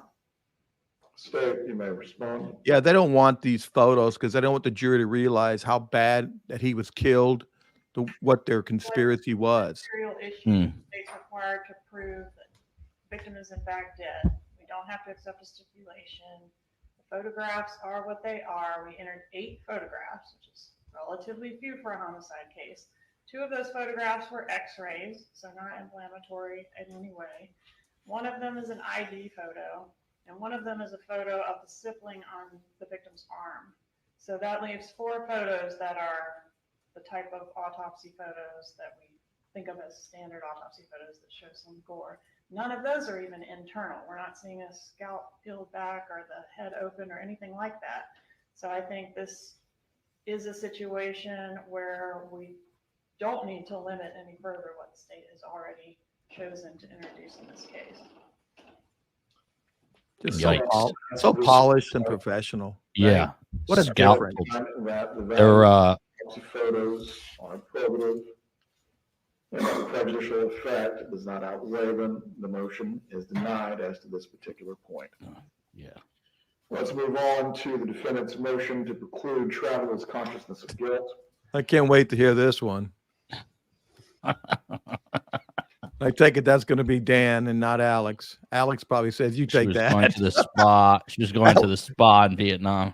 Yeah, Alex says, I'm not, you handle that one. Judge, I think our motion to some degree speaks for itself. Which is badly. He's going to say she was investing in a villa. The state, He doesn't even want to argue it. this means to try to wait to arrest Mrs. Adelson until she tried to step foot on an airplane. Their argument is going to be, we believe that suggests flight, and that the flight suggests a guilty mind or conscience. However, we cited some cases, albeit not in Florida. They're in Mississippi. Find similar fact patterns in Florida. And we did cite the standard for the 11th Circuit in our papers, which spends a lot of time talking about the passage of time, which I don't think we need to reiterate again. No. I think we've beat that to death today. But the cases are interesting. When I started to look at it, I was kind of surprised, but it got me thinking. And I'm not a judge, as you know, I'm far from it. But I started to think, if I'm deciding this decision, what am I really thinking about with consciousness of guilt? And I'm thinking, well, did the activity that the person did, can I imagine an innocent person doing that same activity? No. In other words, if an innocent person would have acted the same way, it probably doesn't go to consciousness of guilt. And I think that's a simplified version of those cases, those couple cases that I cited. Because if they're innocent, they're innocent. Here, you can add that to the actual facts in this case, which shows that she wasn't fleeing. What you're going to see is that she didn't hide her travel. You're going to see that she applied for a visa with the State Department. You're going to see that she spoke openly to friends about it. In fact, friends booked her trip. You're going to see that she spoke to her lawyers about it. I wouldn't bring that up. To make sure that she wasn't Oh my gosh. You're going to see that she used her His own conflict. He brought it up. You're going to see that her passport was in her own name. You're going to see that she booked a hotel. You're going to see that she went to her own airport. She didn't fly to Mexico or fly to San Antonio, walk across the border. That would have been smarter. You see that everything was pretty open and notorious, things that would contradict flight. And so, Let me stop you there. yes, Does flight have to be surreptitious? No. it doesn't, but when you're doing the balancing, again, it's all balancing, looking at the totality of circumstances. When you're determining whether it goes to consciousness of guilt, flight is a component, right? If for instance, it's surreptitious, well, that would be an argument in favor of the state as to why this would go to her consciousness of guilt. So the straightforward answer to your question is, no, that's not a requirement, but it's one of the balancing things when you're looking at the totality of circumstances. So when you look at the totality of circumstances here, you don't see surreptitious flight. When you look at the totality of circumstances here, you see that this is occurring many, many years, whether we say 9, whether we say 7, after she's a suspect. You see that she's traveled many, many times and always come back, right? So, and by the way, you hear phone calls. Their phone calls, the ones that they're mentioning now, where she talks about it, and when she talks about why she's going and what she's doing, right? And so, look, consciousness of guilt is a very, look, this is going to be, I anticipate, one of their prime arguments in this case, and it's a red herring. And so it should be prevented based on the totality of the circumstances and looking at that 11th Circuit standard. I don't think there's much more else for me to say unless you have questions. No, But no more questions. I'm here. Well, is there any other evidence that puts context on this travel? Is there any other evidence? Any other reason why she was going? Understanding what you're asking me. Meaning, were there internet searches? Was there some sort of research about extradition? Sure. Are there things that otherwise go to, this is not just the purchase of a flight? Sure. There are pieces of Non-extradition country. Yeah, that I believe Googling extradition, non-extradition. try to admit Getting her affairs in order. both discussion and possibly documentary evidence of looking at places where there are no extradition. Yes, there are evidence of that. There you go. That- Oh, Alex got in his seat now. Alex Hey, is man, you're killing us. You're killing us. there is evidence of that for sure. But again, that's part of the totality of circumstances. There's explanations for that also as to why that doesn't show that they're going to become fugitives and He can't even keep a straight face. Look at him. Yeah. Harrison Ford. Harrison Ford running around in Southeast Asia for the rest of their lives. But Oh my God. we think that when you do your balancing test, prejudice outweighed. We'd also say this, and this my colleague brings up this point. It also leads to a variety of other issues. They have an appointment book, for instance, that they recovered when Mrs. Adelson was arrested that talks about a Vietnam villa and payments for a Vietnam villa, right? Well, that can be taken out of context as well. That Vietnam villa is an investment done, as they know, they've spoken, it's their witness, we've deposed them, with an individual named Scott Radius, who lives in Singapore. That individual had an investment with Charlie Adelson in a villa that, by the way, is sand. It isn't even built, and when it is built, they can spend 6 days in it. That villa. That's under the rules of Vietnam. No, it's like a timeshare. Everett's laughing. Even when you own it, you can. Who only- thought Yeah. Harrison Ford would come into this So when trial? Charlie Right. was arrested, Donna Adelson Everett knows what this is. continued to make payments for that villa. Nonsense. Absolute Yeah, nonsense. with Scott Radius, and if not, they lost the prior payments. It leads to look, this consciousness of guilt argument leads to a lot of nonsense, to be honest with you. I just said it was nonsense. When you do the balancing test of the totality of circumstances, that it shouldn't be allowed in as consciousness of guilt. And at a minimum, if it is allowed in, we'll probably ask for some sort of limiting instruction. But Judge, we think that it does fit, the case law. Nothing binding on this. I mean, I think the case law of the 11th Circuit is very clear. It's in your discretion. But we think that given what they've done and the importance of this evidence to them, we think that when you do the balancing test, it fails. It's a very damaging piece of evidence. Yeah. I mean, that's gonna Tim, come in. Yeah. it's almost like he's begging. He's and doing he's it for all the over the record. Wouldn't it be better to just be Factors succinct? That suggest He would. that He this better let Alex argue it. flight was a matter that was demonstrating consciousness of guilt as the ones that they planned to argue. She was just going on a vacation. She got an urgent emergency visa and bought a one-way ticket to what she had researched to be a non-extradition country. State feels that's relevant. If it's, anything that the defense wants to argue and the facts that they've pointed out they're fair game for cross-examination. They're free to true. elicit those, and we can have a dispute. and let the jury decide what the evidence shows and what the weight is rather than the admissibility. But I think how is it that's- a 403 problem if she's just going on a vacation and that's what they're going to show? What's the prejudice if she's just going on a vacation? Problem for them is that there's plenty of evidence showing it wasn't just a vacation, it was something else. There is evidence of fleeing, and that's what we're entitled to show.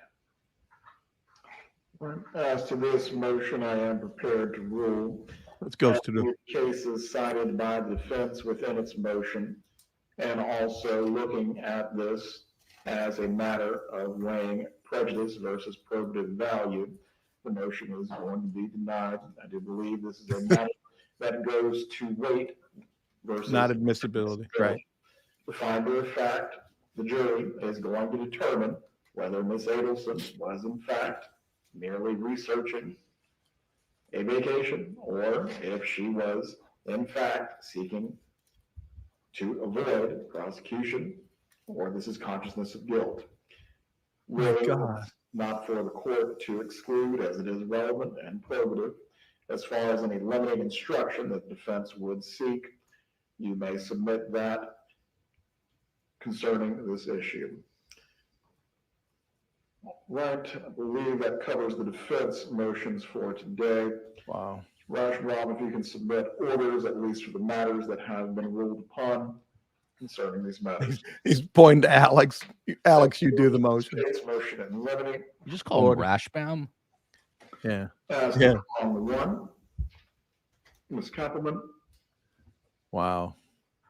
It's a losing day for Donna Adelson in court. Previously, we are moving to exclude Mr. Rivera's affiliation with the gang and any specific prior bad acts as irrelevant and bad character evidence. Did you want me just to address prong one? Just prong one for right now. Okay. I believe at least in the prior trial, this was granted in part, denied in part, specifically as it relates to the defense being able to cross-examine on the issue of bias as it relates to any plea. Are you aware of any authority that would otherwise suggest this is an inappropriate ruling? No, Your Honor. I anticipate Your Honor would make the same ruling. Very well. Does the defense have any argument to make as to prong one? Well, I mean, I think we're gonna have to bring up the Latin Kings. I mean, they inserted it, we weren't able to make this argument in the last trial. His affiliation with the Latin Kings is very relevant as to why and how Mrs. Adelson acted.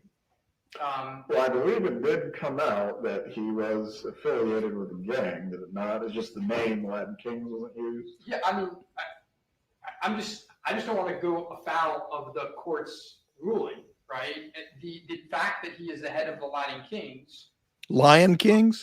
is a relevant fact. Didn't he just say Lion Kings? Might have. In their Might operation, right? The Sounds whole- like Carm talking to Mrs. Carol Adelson, Baskin. who is supposedly Oh also my God. a member of the gang and is speaking on behalf of Mr. Rivera, who wants to get paid, right? And so part of the reason why Donna Adelson acts the way she does and talks the way she talks is because of Mr. Rivera's affiliation with the Latin Kings. I mean, I don't see how we avoid that. Now, as far as his bad acts, I don't plan on going into, just like I did in the last trial, how many murders he's done, how many rapes he's done, So the name is the identifier, that is what you're seeking to Of make course. use of. Of course. Ms. Kappelman, response as to the use of the name. By the way, Group. 1 p.m. today, we're doing the Sandra Birchmore case. 1 p.m. Sandra Birchmore. If that's Your Honor's ruling, which we would request, then criminal street gang could be substituted for Latin. Judge, we would disagree with that. I mean, there's a difference between being a member of a street gang and being a member of the Latin Kings. And when Miss Adelson hears that the guy, As one gang has greater credibility than the other. it certainly does in Miami, right? So when Miss Adelson hears that the Latin Kings are behind this, I mean, that's what she hears at some point. That's what the evidence is going to be. It affects how she does her, Jewish gangs. right? Oh my God. And so, we think that is relevant. and that is necessary for her defense. Very well. As to prior bad acts of Mr. Rivera, the motion is granted. I will also once again permit the defense to explore Mr. Rivera's bias in connection with his plea and any sentence that he has received. As to the specific affiliation with the Latin Kings as being a relevant or probative issue, that goes to explaining the defendant's actions. I'm going to reserve ruling as to that. Specifically, again, in what context beyond hearing she knew he was a gang member are you planning to use this or present this to the jury, Mr. Rauschbaum? So if there is testimony that she heard he was a member of the Latin Kings and she reacted a certain way, I should be able to confirm with him that he is the head of the Latin Kings. That's it. I don't think it's a 501c3, but this is a particular chapter that he was in charge of. Is that what you're getting at? Correct. Ms. Kappelman. That's probably He's fair. I mean, just think Everett's laughing. more prejudicial than probative. We don't think the evidence is going to support that she knew he was a Latin king. She knew there were gang members that were threatening to kill, is what the evidence showed in the last trial. So I guess we'll see how things develop. I would request that if the defense thinks the door has been open to that, we approach before they start throwing around the term Latin king. All right. Generally, as to the issue of Mrs. Adelson conformed her behavior or acted in response to what she believed were the threats of a gang member generally, I will permit that to be offered as a part of the defense's case in chief or any cross-examination. Specifically as to the use of Latin Kings, I'm going to reserve on that issue for now. And so, Judge, just so I'm clear, before we ask any questions with the words Latin Kings in it, we will approach. Correct. Thank you. This is why Charlie's in South Dakota. States prong 2. I believe there is no objection on this issue. No objection, Your Honor. Prong 2 is granted. Prong 3, Ms. Kappelman.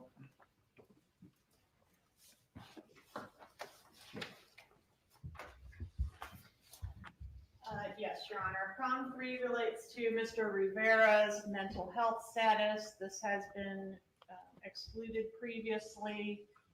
To reiterate, there's no evidence of Mr. Rivera's mental health condition affecting his testimony at any of the previous trials, nor do I have any evidence that he's suffering from any mental health symptoms currently that may affect his upcoming trial. Obviously, if that changed, I would notify the defense and the court.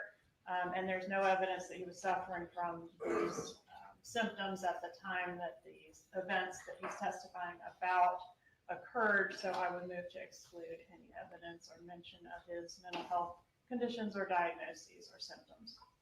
So, Joel, prong 2 was about some 22 bullets found at the gym. Neither party's objecting to that. That's not relevant. Right. We'll discuss it then, but we don't plan on proactively talking about his mental health. Very well. Prong 3 is granted. Counsel for the defense is directed to alert the court should you believe the door has been opened in a material way concerning this issue. As to prong 4, is there any dispute as to this prong? No, Your Honor, we've asked for the same courtesy with regards to our investigator, and they've agreed as well. Prong 4 is granted. Prong 5, is there any dispute? No, Your Honor. Prong 5 is granted as well.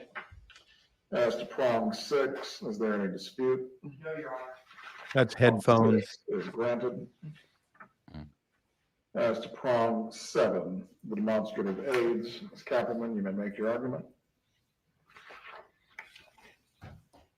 Demonstrative aids. This is the video that they made. Yes, Your Honor. The state has prepared demonstrative aids, which combine video footage, clarified audio recording, and transcripts into one item that we'd like to present to the jury for both the Dolce Vita recording as well as the Matt Surrey recording.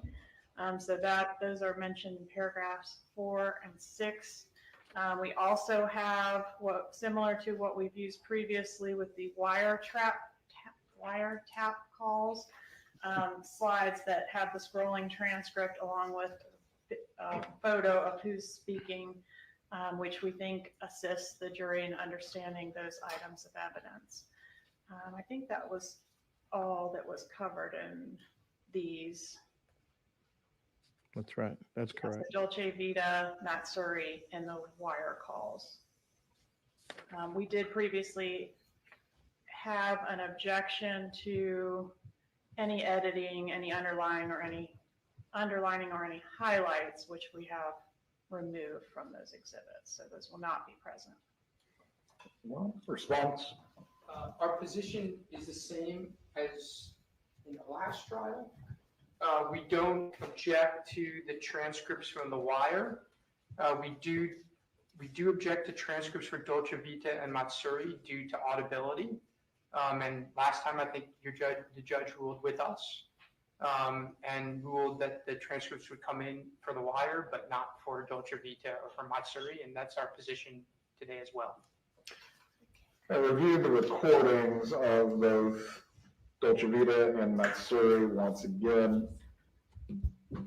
The issue that I keep coming back around to on this, Ms. Kappelman, is ultimately for a recording that does have some limitations or issues.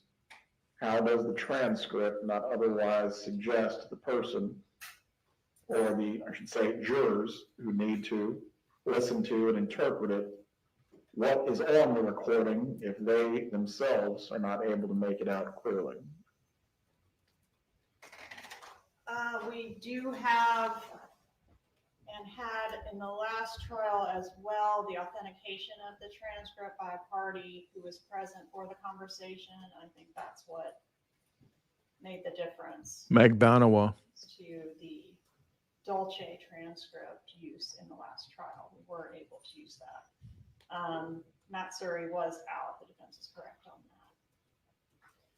That could potentially Is that witness going to authenticate then the transcript itself? Yes, Your Honor.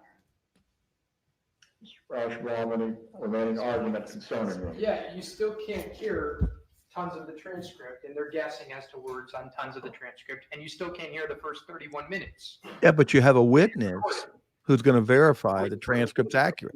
But they didn't include it. So it should be, look, the standard is in situations like this, you leave it up to the juries to hear what they hear. We're actually not moving to preclude the audio, we're precluding a transcript, right? The law is pretty clear that it's up to the jury to hear what they hear and make a decision based on that and not what the state thinks they hear. I agree with you, that aspect is clear. The additional portion of the witness who will swear that the transcript is authentic, what is your argument to that? But every other word of the transcript is unintelligible. UI. So, that should not come in. You can hear some of those UIs. Sure, I can cross the witness, but do we really want to go through that when it's very easy that they just hear what they hear? That's the default. Very well. This will be granted in part and denied in part. As to any transcript for Matsuri, which there is no authentication available by any witness, that transcript will not be presented to the jury. The jury is to determine for themselves what they believe the recording holds. As to any use of transcripts as a demonstrative with the wiretap calls, that will be permitted. As to the use of any transcript relating to Dolce Vita, that will be subject to a proper foundation and authentication being made by the witness. The defense may challenge the foundation and authentication by the witness. However, if the proper foundation is laid at that point, this is no longer guesswork as it relates to the transcript. The parts that are unintelligible cannot be misrepresented in any way. The witness may not misrepresent the parts that are unintelligible. However, to the extent the witness can say, this is what was said during the meeting, that is a proper foundation basis for that testimony, for that evidence to be presented to the jury. That is the ruling as to that item. All right. Another blow to the defense. States, prong 8, statements to elicit sympathy for the defendant. Yes, Your Honor. We had a prior hearing during the pendency of this case where some issues came to light regarding the defendant's allegations of how she was being treated at the jail. I've conferred with the defense on this, who's advised they do think that that type of reference and material would be admissible in this trial. As such, I would move to exclude any reference to the conditions in the jail as irrelevant under 401 and, basically just being offered to inflame the sympathies or passions of the jury and more prejudicial than probative under 403. Right. What would this be offered for by the defense? I don't plan on offering it. It depends, though, what comes up at trial, right? So, including consciousness of guilt, because it goes into why someone might do what she did to avoid being in jail, waiting a trial, right? So again, I don't plan on doing it. We don't plan on doing it openly, and we would come to you before we did it, but I didn't want to agree to it because I don't know what's going to come up at trial, right? So it's certainly not going to be something we do without notifying the court first, and I don't expect to do it. Well, as an important proposition of law, jail sucks. However, why it would become relevant that jail sucks, that's really the question. Again, as I stand here today, we don't plan on doing it. But if we think it becomes relevant, we'll certainly bring it to the court's attention before we do anything like it. Very well. Prong 8 is going to be granted subject to any proper or relevant basis in which this evidence could be examined upon. Counsel for the defense at the appropriate time will need to raise why they think a relevant basis has occurred, and ultimately a proffer will be taken as the presence of the jury. And I think that takes us through everything for this morning, other than the other outstanding motion involving Sergeant Corbett.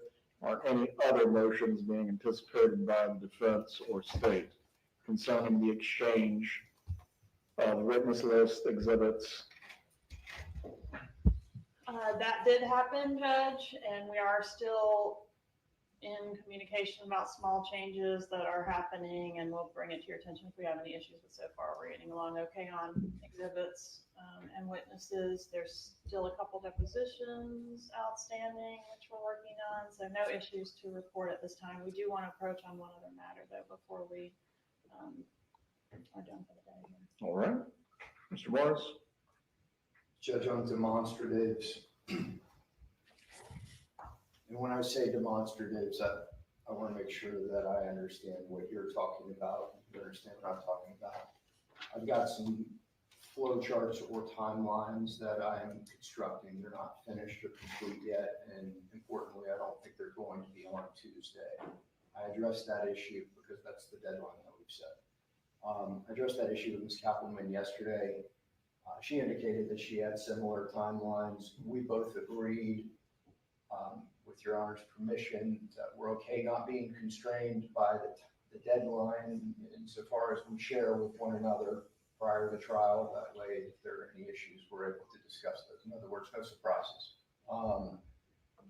So the first thing I ask is for your permission to let us manage ourselves, I guess, to a degree. I think that we're in a good position to do that. And what we're discussing as demonstratives are not contentious issues. They're not argumentative issues, I don't believe, on the timeline issues.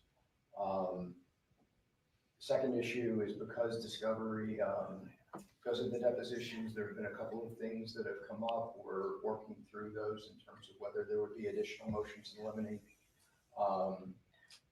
And when we approach, you'll have a better understanding of it. But that's basically where we're at. Everybody's working, playing fine in the sandbox together, so to speak. Very well. I would just ask for a status update on September 6th when we have the next hearing. as to Sergeant Corbett's testimony and his presentation. It's not that I do not trust you all, but I found in the course of my many years on the bench, everyone's saying all is fine until all is not fine. So it's not, sure. We'll discuss it on September 6th. Yes, sir. You may approach. So you saw a smile between Georgia and Sarah. They're very happy with how the hearing went today. Yeah. You know, the one thing that I think everybody needs to know, you're going to hear all day, balancing test. So what happens in court, you have a rule of admissibility. Is the evidence relevant to an issue? Yes, that's under 401. Then the court has to do what's called a 403 balancing test. Is it the prejudicial value more than the probative? Then the court has to weigh whether, even though it might be relevant, is it too harmful for the probative value? And that's why they keep saying probative value, you do a balancing test, and then judge does that, and then they make a determination. I just want the audience to know what they mean by that. I believe Judge Everett just said there's going to be a hearing September 6th. Yeah, this is KCL's right on it. September 6th is when they'll discuss the motion limine regarding Chris Corbett's testimony. Believe it or not, September 6th is next week, I think. Yeah. Yeah, that's the motion, Joel, that I think that the defense has their best motion, because I think getting him as an expert for what he's doing, I don't think he is an expert. And I think their motion may be granted. And I think that's I think the judge wants to look at it, but I think that's their best motion so far I've heard today.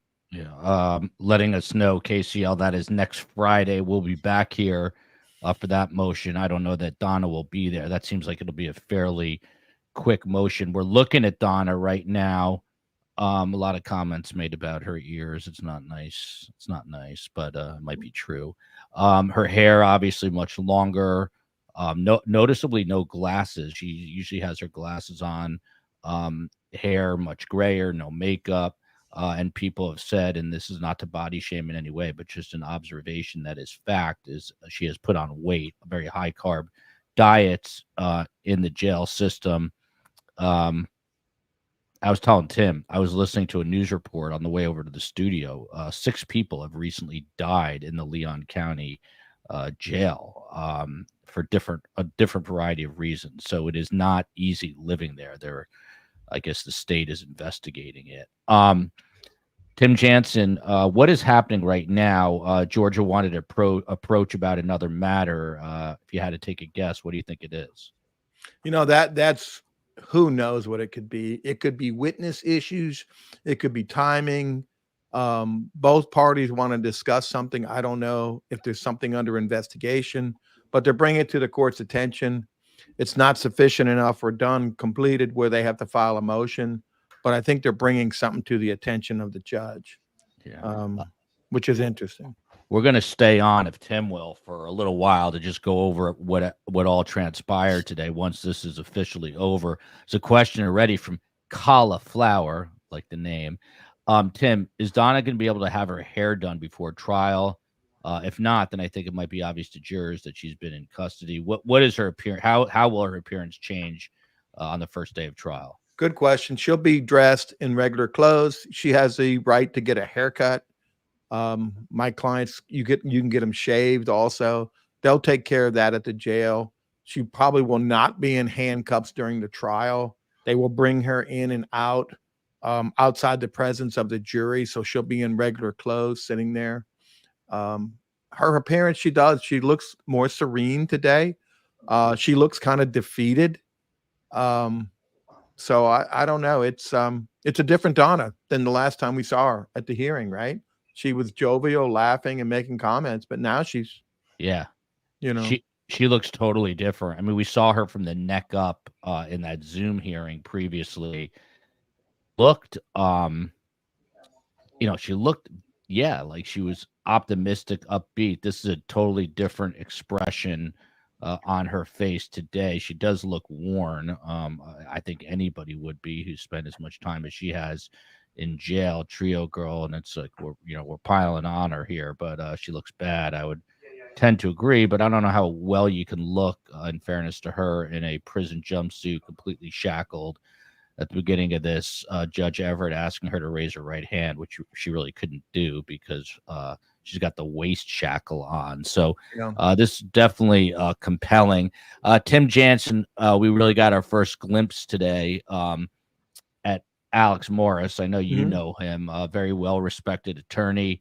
At one point, while Dan was arguing one of his points, I forget which one because I have short-term memory issues that I've just declared. But at one point, he even went up to Dan Rashbaum and whispered something in his ear. I think it was about the trying to suppress the fleeing to Vietnam, his consciousness of guilt. He came up to him. What do you make of Alex Morris overall? He had minimal arguments today. What do you think of the dynamic between the two, between Alex and Dan? Well, I think one, they made it's better to have Alex there because Alex is local. Alex is professional. He doesn't have that relationship with Donna that seems to be clouding the judgment of Dan. Dan seemed to have a more familiar, friendly relationship with Donna rather than the lawyer client. And sometimes it's bad.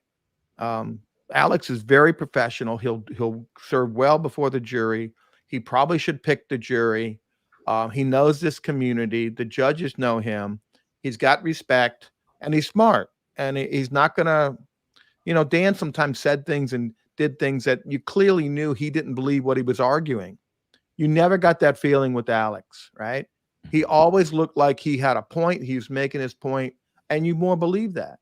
Dan sometimes like he's talking in a bar between people rather than arguing to a judge, just making these arguments he would make with friends. I think Alex is going to help, but the facts are the facts and the evidence is the evidence. And I don't think you're going to see him take some shots that Dan did during the trial. Yeah. By the way, even the judge was laughing at points during this, as were Tim and I, but this is not to be minimized in any way. It's a murder trial. It's about justice for Dan Markel. I mean, my own mother, who's a Holocaust survivor, says that humor helped her through it all. So if we make light of it at times, apologies ahead of time. Also, my last email last night, about 1 a.m, was someone yelling at me because I said, if you like the show, please subscribe. And instead of using the word like, it's kind of a valid point since we're talking true crime. I should have said, if you appreciate the show. So if you appreciate this live coverage today, please subscribe to the channel. Please hit the like button. If you hated what you're watching, that's even more reason to subscribe. Hate is a powerful emotion. Tim Jansen's going to be with me all the way through. We have to figure out the dynamic. I am going to be there either right on the first day of jury selection or maybe a couple of days into jury selection, because jury selection is slated to go maybe more than 3 or 4 days this time around. It could go for the duration of the first week. So we'll get up there. Each and every day I will be in court. I'll be in the chat. We're going to be streaming it live on the Best Trials channel. And then Tim obviously is going to be watching it as much as he can because he's interested in it. And then I'm doing lunch lives every day. If I told you how I knew I was going to execute those, I'd be lying. But we're going to be with other content creators, and I'm going to flip on my phone at the Metro Deli where we go to lunch. And I'm just going to do lives and tell you what happened in the morning, what we're expecting in the afternoon, probably like 20, 25-minute lives. And then every night we're going to bring you a full show. And Tim is going to be the lead legal expert on all of that. We're going to have Jared Ross in there. Of course, Stephen Webster's maybe set to testify in this case, but Louis Baptiste and the other regulars that we have on the show, Monica Jordan, will be a big part of it. So this will be the channel for Donna Adelson coverage and the channel for other coverage, as I'm planning to also go to the Sarah Boone trial, which we haven't really touched on yet, but is set to begin in October. Please contact Lynn about the setting of the hearing for next Friday. Everyone have a good day. You know, there wasn't much interaction between Alex and Donna. No. So the judge just concluded proceed. Look at Donna now. Now we're getting a little more. It's a strange look. It almost She looks like she's crying? about to cry. No, but it's a Yeah. smile. It's a Oh. weird, kind of a weird aspect. I told you, what was my prediction? 11:30? 11, yeah, you're 11:14. Dr. J, who's a friend of Charlie's from dental school, in the chat here. No surgery for him today, so he's here hanging out. Talking about Charlie's pointy elbows playing basketball the other day. The judge just basically dismissed the proceedings for the day. What's going on here, Tim? Are they just waiting for Donna to get taken away to be transported back to jail? Well, the bailiffs are pretty good here. They'll give you a minute with your client. It's a Friday, so the judge doesn't have any other court. They probably don't have any other inmates in this courtroom, so they're going to give him a few minutes to talk with his client while they're there, and then they're probably going to escort her out. Tim, people want you to come into the courtroom. I'd love to have you doing this, like on the stream, doing both, but maybe you can do a Maybe we combination. can do both. Maybe I can come to court one day. And, Yeah. I see comments, a lot of people coming. I'd love to come and meet some of the viewers. And Yeah, meet them well, in person, you know. just so you know, in Tallahassee right now, we're working on an event that Tim will certainly be at. Again, at Hearth and Soul, which is a big store in Tallahassee. So Tim will be there for that. We're just ironing out some last minute details. We're going to do a couple of get-togethers while we're there as well. Locations to be determined.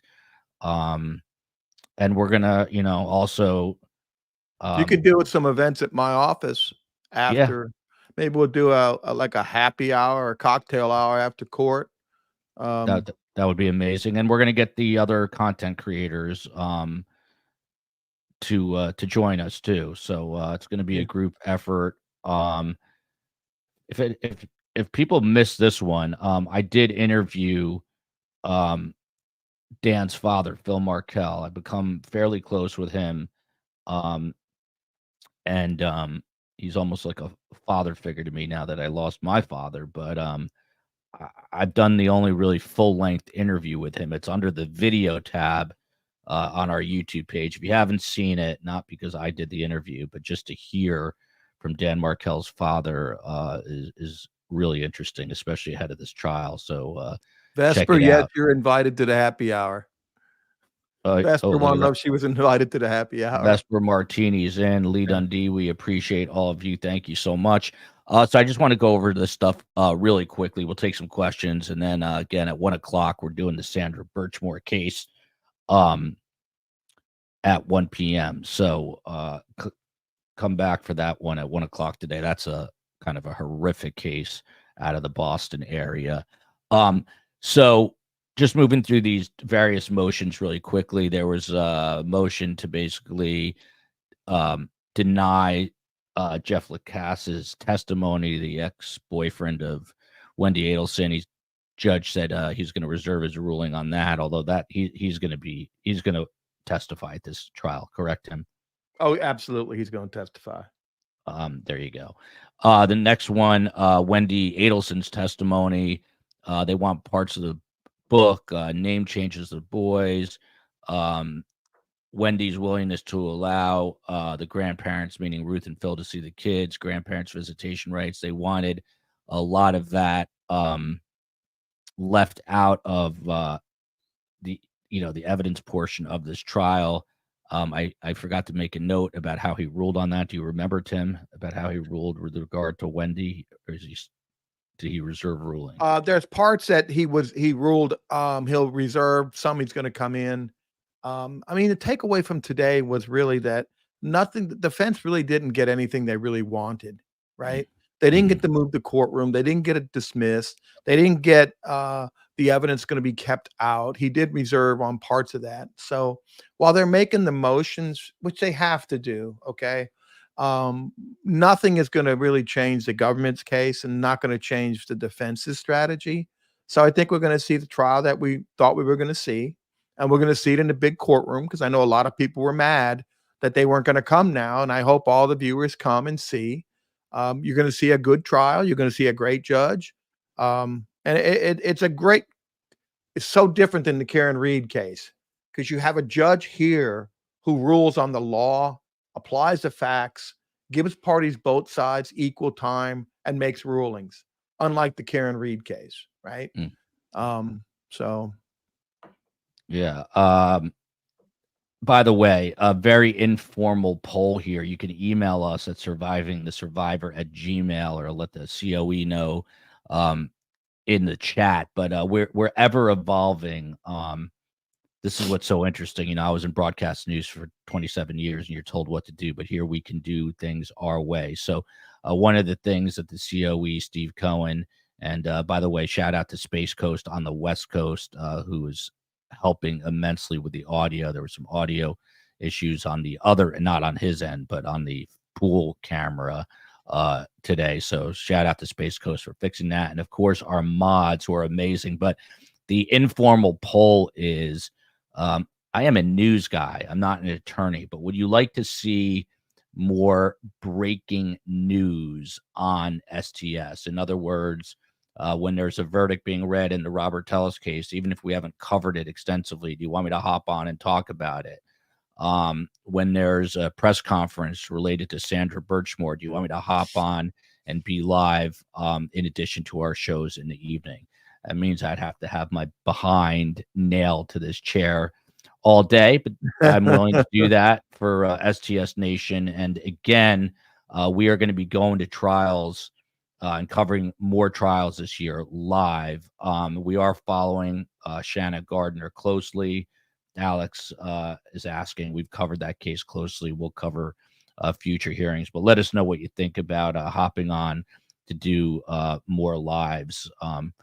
More work, but the COE, Space Coast, and I, and Steve Cohen are enjoying all of this. You can obviously subscribe to YouTube, and we've got our Patreon page going. And I have gotten my Edvard Munch, The Scream, up right behind me, which I love. Subtle, but behind me. are you spending weekends, Joel? Or are you going home? I am, because I'm driving, and I just not going to have. And by the way, I think we're going to be doing that Hearth and Soul, which I'm going to talk to you about the first weekend. Well, we can have a pool party here, and I'll barbecue at my house. I love it. Yeah, let's do that. Let's definitely do that. So the other motions, just super quick. I mean, they tried to deny autopsy pictures. That was denied. A motion to preclude travel as consciousness of guilt. I mean, Donna was looking up travel to Vietnam and trying to get there as quickly as possible, looking up non-extradition countries. So that was denied. That will all be allowed in. Luis Rivera's gang affiliation, part of it, he's going to reserve a ruling on that. Demonstrative aids, video and audio for the Dolce Vita and Matsuri will be allowed, but the transcript for Matsuri is not allowed. Transcript for Dolce Vita will be allowed. So all these things that are kind of the minutia of this case. Tim, just run us through, because I'm not clear on this myself, the whole issue with Sergeant Corbett coming up a week from today. What is really at issue here, and how do you think this judge is going to rule on it? So it's a great motion because they took the deposition of Sergeant Corbett, right? And in order to be an expert, you have to be an expert in something. You can't just do menial work and get the mantle of an expert in before the court. And that's what they're arguing. All he did was look at some things, and now he's testifying, and he's only testifying, and he built this chart, only what the government wanted him to do. That doesn't make him an expert. That makes him an administrator. So they don't want him labeled as an expert, which I understand. I think the court's going to rule favorably to the defense. He's not an expert for that part, right? And then the summaries, she wants to put all these documents into what's called a summary exhibit. That can be admissible because you don't want a jury to have to look through 1,000 records for 4 phone calls. But when they deposed him, they said, well, how did you come about this summary? He goes, well, whatever the government state wanted me to do, I put in. Well, that's not really a summary. It's more like a closing argument. I think they're going to win on that part also. It wasn't just a summary. It's a, basis that the government's position, and it's not a summary. It's more an argument. So I think the court wanted to see the deposition, wanted to see the summary charts, and I don't think they had them for the court. So I think that's why he's going to rule. And I expect him to rule in favor. He's going to say that Corbett can testify what he saw, but he's not going to testify as an expert. And I think it's a good defense. Yeah. Walk away Renee here took me. These are, like I said, like reading license plates sometimes, these names, but I like the name. Tim, a couple more questions and then we'll wrap it up, I promise. Tim, do you expect any more rulings on these proceedings to favor the defense once the judge has considered them? You just obviously talked about Corbett a little bit. No, I don't think they will. Usually when a judge, and it goes both ways, right? I've had hearings where I knew we were going to win, and the judge didn't want to rule in front of a full courtroom, didn't want to make the government or the police officer look like a liar. So he reserves ruling and does it by order. But I don't think that's what's going to happen in this case. He's going to look at some cases, and he's going to, I think the case law is pretty what the government argued. These prosecutors are not two that are going to give the judge bad case law. They don't want to jeopardize a conviction. And you could see that when they were giving deference to some things that were against them. So I don't foresee anything changing that's going to be a massive win for the defense or a loss to the state. I think the state's very comfortable now. They know what's coming in. There's a few things they have to ask the judge before they do. So that's the professionalism you like to see in a trial. So parties, and that's the best way. Because if you're picking a jury and doing an opening, you want to know what's coming in because it affects your opening. You don't want to say something in opening that the judge rules can't come in because then you have no credibility. So both sides really want to know, and the judge doesn't like to get hit by surprises. No judges like that. Space Coast, look at this, gifting 5 memberships. He is the audio king. Space Coast on the West Coast. What about this, Tim Jansen? Mish, who comes to us from Cape Town, South Africa. Lest you think we are not a global show, can they talk about Charlie being convicted in this trial, Tim Jansen? Well, I think it's fair game if Charlie comes in and says his same story that I told my mom. And, well, Charlie, you're a convicted felon, right? And you're convicted of this from this same story that you just told this jury. I think that's fair game for impeachment, right? Yeah. He's opening the door by giving this story, and they're going to impeach him. So I think you can. Look at this. It's from CBO. You're the best, Tim, followed by KCL, who really knows her stuff. Tim, you're a class act, and we love you. I'm just scrolling through here to see if there are any more interesting questions before we say goodbye. KCL, we got a pool party in Tallahassee if you want to come. Come on by. You got to come out from Utah. KCL is just following up here. What about the defense saying some of those slides in Corbett's testimony are hearsay, Tim? Some of the I wish you could tell me which ones. I'd have to see what they are because, they may be hearsay. But even if it's hearsay, that doesn't mean it's not admissible because there's hearsay exceptions, right? And if the defense opens the door and for impeachment purposes, they can come in just like the Wendy Adelson did you say about hiring a hitman? Well, that's hearsay, but she denied it. So then they brought a witness in to impeach her, which is, they called it backdooring, but it's relevant and it's true. Yeah. Abby is saying, look, he's going to be, is this true? Is he going to be in a prison jumpsuit when he testifies? He will be. Yeah.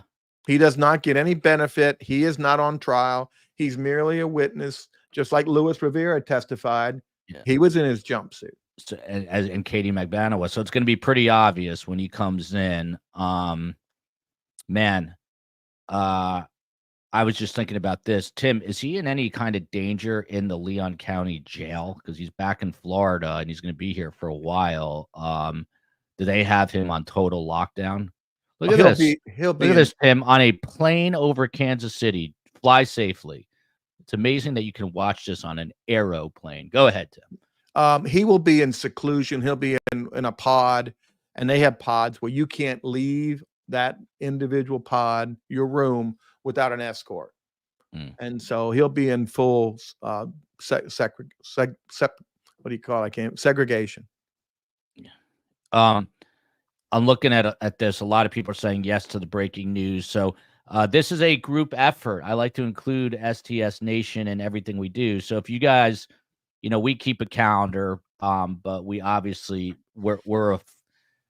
When I was one of the first producers at MSNBC, hired and ended my career at Fox News. So I did the whole political spectrum. But the point I'm making is, at these cable outlets, networks, there's literally hundreds, if not thousands, of producers. And we're doing it with 4 people. So I beseech you, if you guys know of a big hearing coming up in a case, or a news conference set to be discussed. There's so many stories going on in this country. There are 3 missing kids right now. I think they're still missing in South Carolina. There's a couple that just disappeared from a nudist colony in California. An arrest was just made in that case. My point is, there's a lot of things going on in a lot of places. So please flag us if there's something you want us to cover as breaking news at survivingthesurvivor@gmail.com. And maybe the COE and Space Coast can come up with a better way to communicate this. But I'm a guy who was born without a cell phone, so I don't know how to use Discord and any of that other stuff. And Space Coast likes to make fun of me. Go ahead, Tim. So Joel, 2020 is obviously going to do, they're contacting me about doing an interview with, they're going to do a show before the Donna Adelson trial. And if I get a date and time for the airing, I'll let you know, and you can let everybody know. But 2020 is going to do another show on the Adelson. And my understanding, they're going to have all the jail calls, and I'm going to do the emails and jail calls. That's one of the parts I'm going to be covering. Nice. And Dateline's obviously doing, they're going to be doing another show. So this is a very, very high profile case. Yep. I had been talking a little bit with the family, with Ruth and Phil, and obviously our focus should also be on them. They're, every time this is retried or tried again, I should say, in a court of law, it impacts the families greatly. It's very high stress time, a lot of worry, a lot of concern. So please keep Phil, Ruth, and Shelley in your thoughts and prayers. And obviously there's the family now. Look at this. Dr. J had a baby. I did not know. Oliver, love the name. The infant, has asked Jay to buy an STS onesie for him.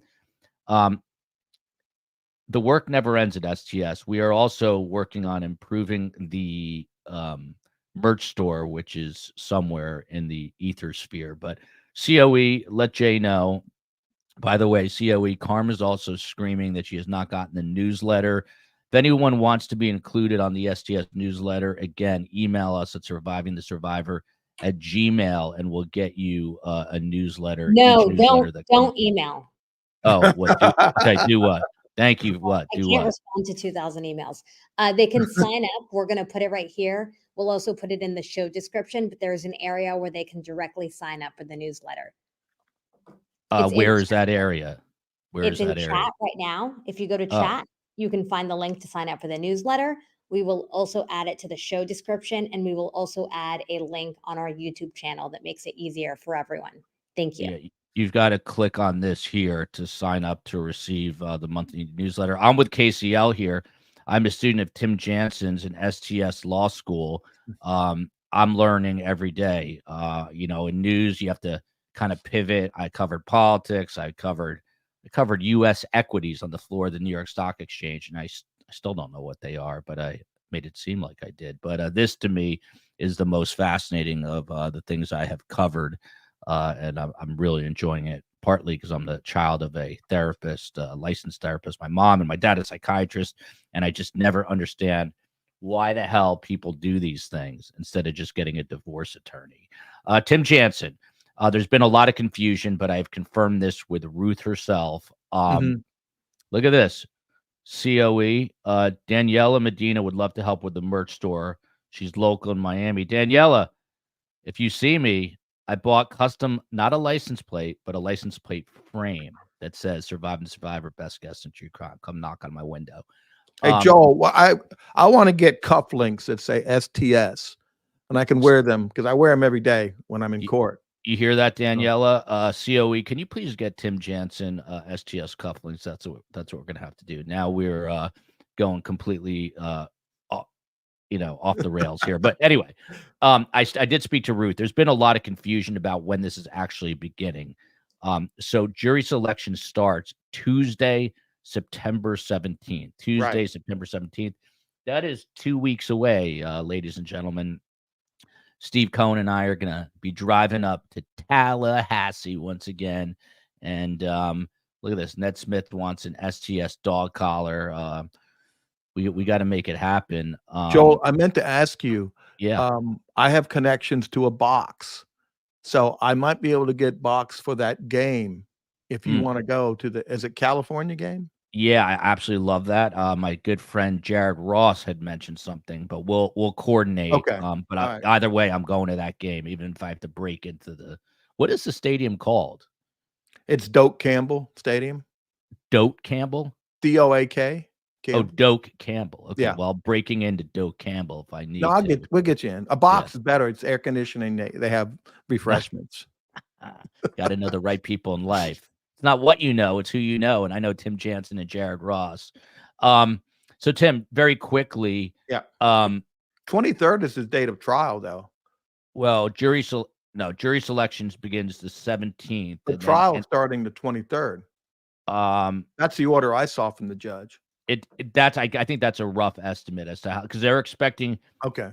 I mean, Tim, is it true? And then we'll wrap up. But is it true that with each iteration of these trials, it's harder and harder to seat a jury in Tallahassee? Is that your understanding? Is that why they're saying it's going to take longer for the jury selection? That's fair. That is fair to say.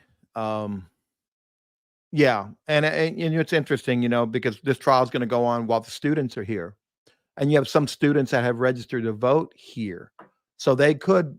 I don't know if they registered to vote here, whether they can be called as, but you're certainly going to get local students. So, and we have 3 universities here. People don't forget that. We have FAMU, we have TCC, and FSU. And that increases the population in Tallahassee about 90,000 from one summer. Yeah. So KCL again. I mean, I think the 23rd is like the target date. It depends. Right. And you see Abby here saying jury selection is starting. Nope, that is incorrect.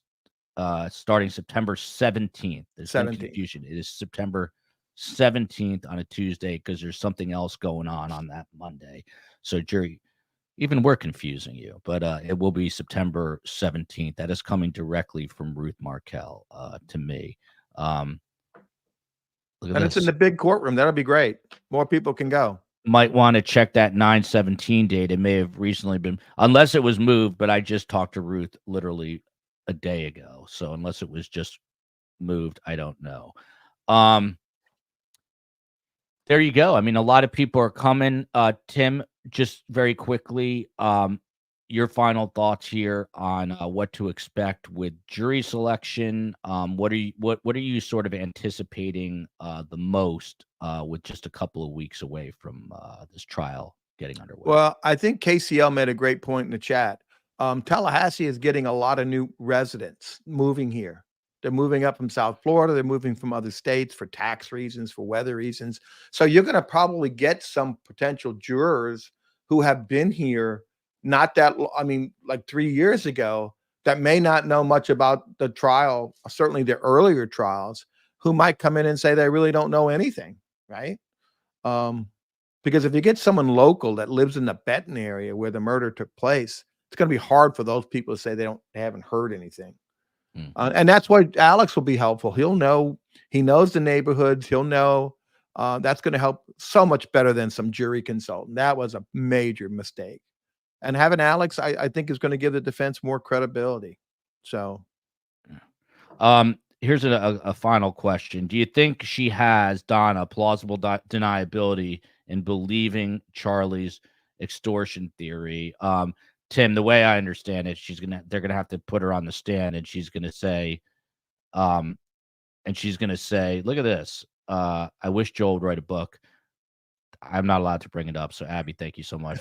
Surviving the Survivor, 10% my mom's Holocaust story, 90% she and I screaming at each other and her giving life advice. The book will really change your life. I guarantee you that, or at least make you laugh and cry. And everyone needs some of that. But Tim, back to that question. What's the defense going to be here? That she was just protecting her son. She didn't really know what was going on. Are they going to go so far as to say that she didn't even really know about this double extortion, but she was just aiding her? I mean, I don't know how they can do that based on all the wiretaps, the jailhouse calls, all these things. But what do you think in a minute or two, what do you think this defense is going to be related to the double extortion? It's going to be Donna didn't know anything, that Charlie came to her, told her what had happened, and that's why she was talking in code, said you have to pay Katie Magbanua. That's why she paid. And that's why when the bump came up, she called her. She trying to protect everybody. So I think that's what's going to be. Donna knew less than Charlie knew. And that way he can do it the same story. And they're going to hope that break will be enough for a not guilty. There you go. I cannot thank Tim Jansen enough. Love the guy. Such a gentleman. Great guy. Great wife. Great daughters. Great house. Great dogs. Great dogs. I was getting great dogs. Great Christmas decorations. It's just Tim is awesome to be around. Great sports car. Yeah. Antique sports car. It's good to be Tim Jansen. Tim, I'm going to see you in just a couple weeks. I can't wait. Yep. Yeah, can't wait. Love you, America. Thank you, STS Nation, for being here. Much appreciated.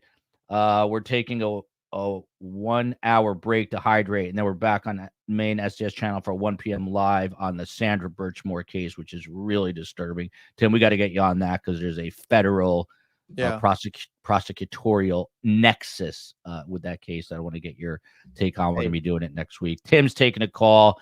I'm saying goodbye. Love you, Tallahassee. Justice for Dan Markel. And see you at 1 p.m.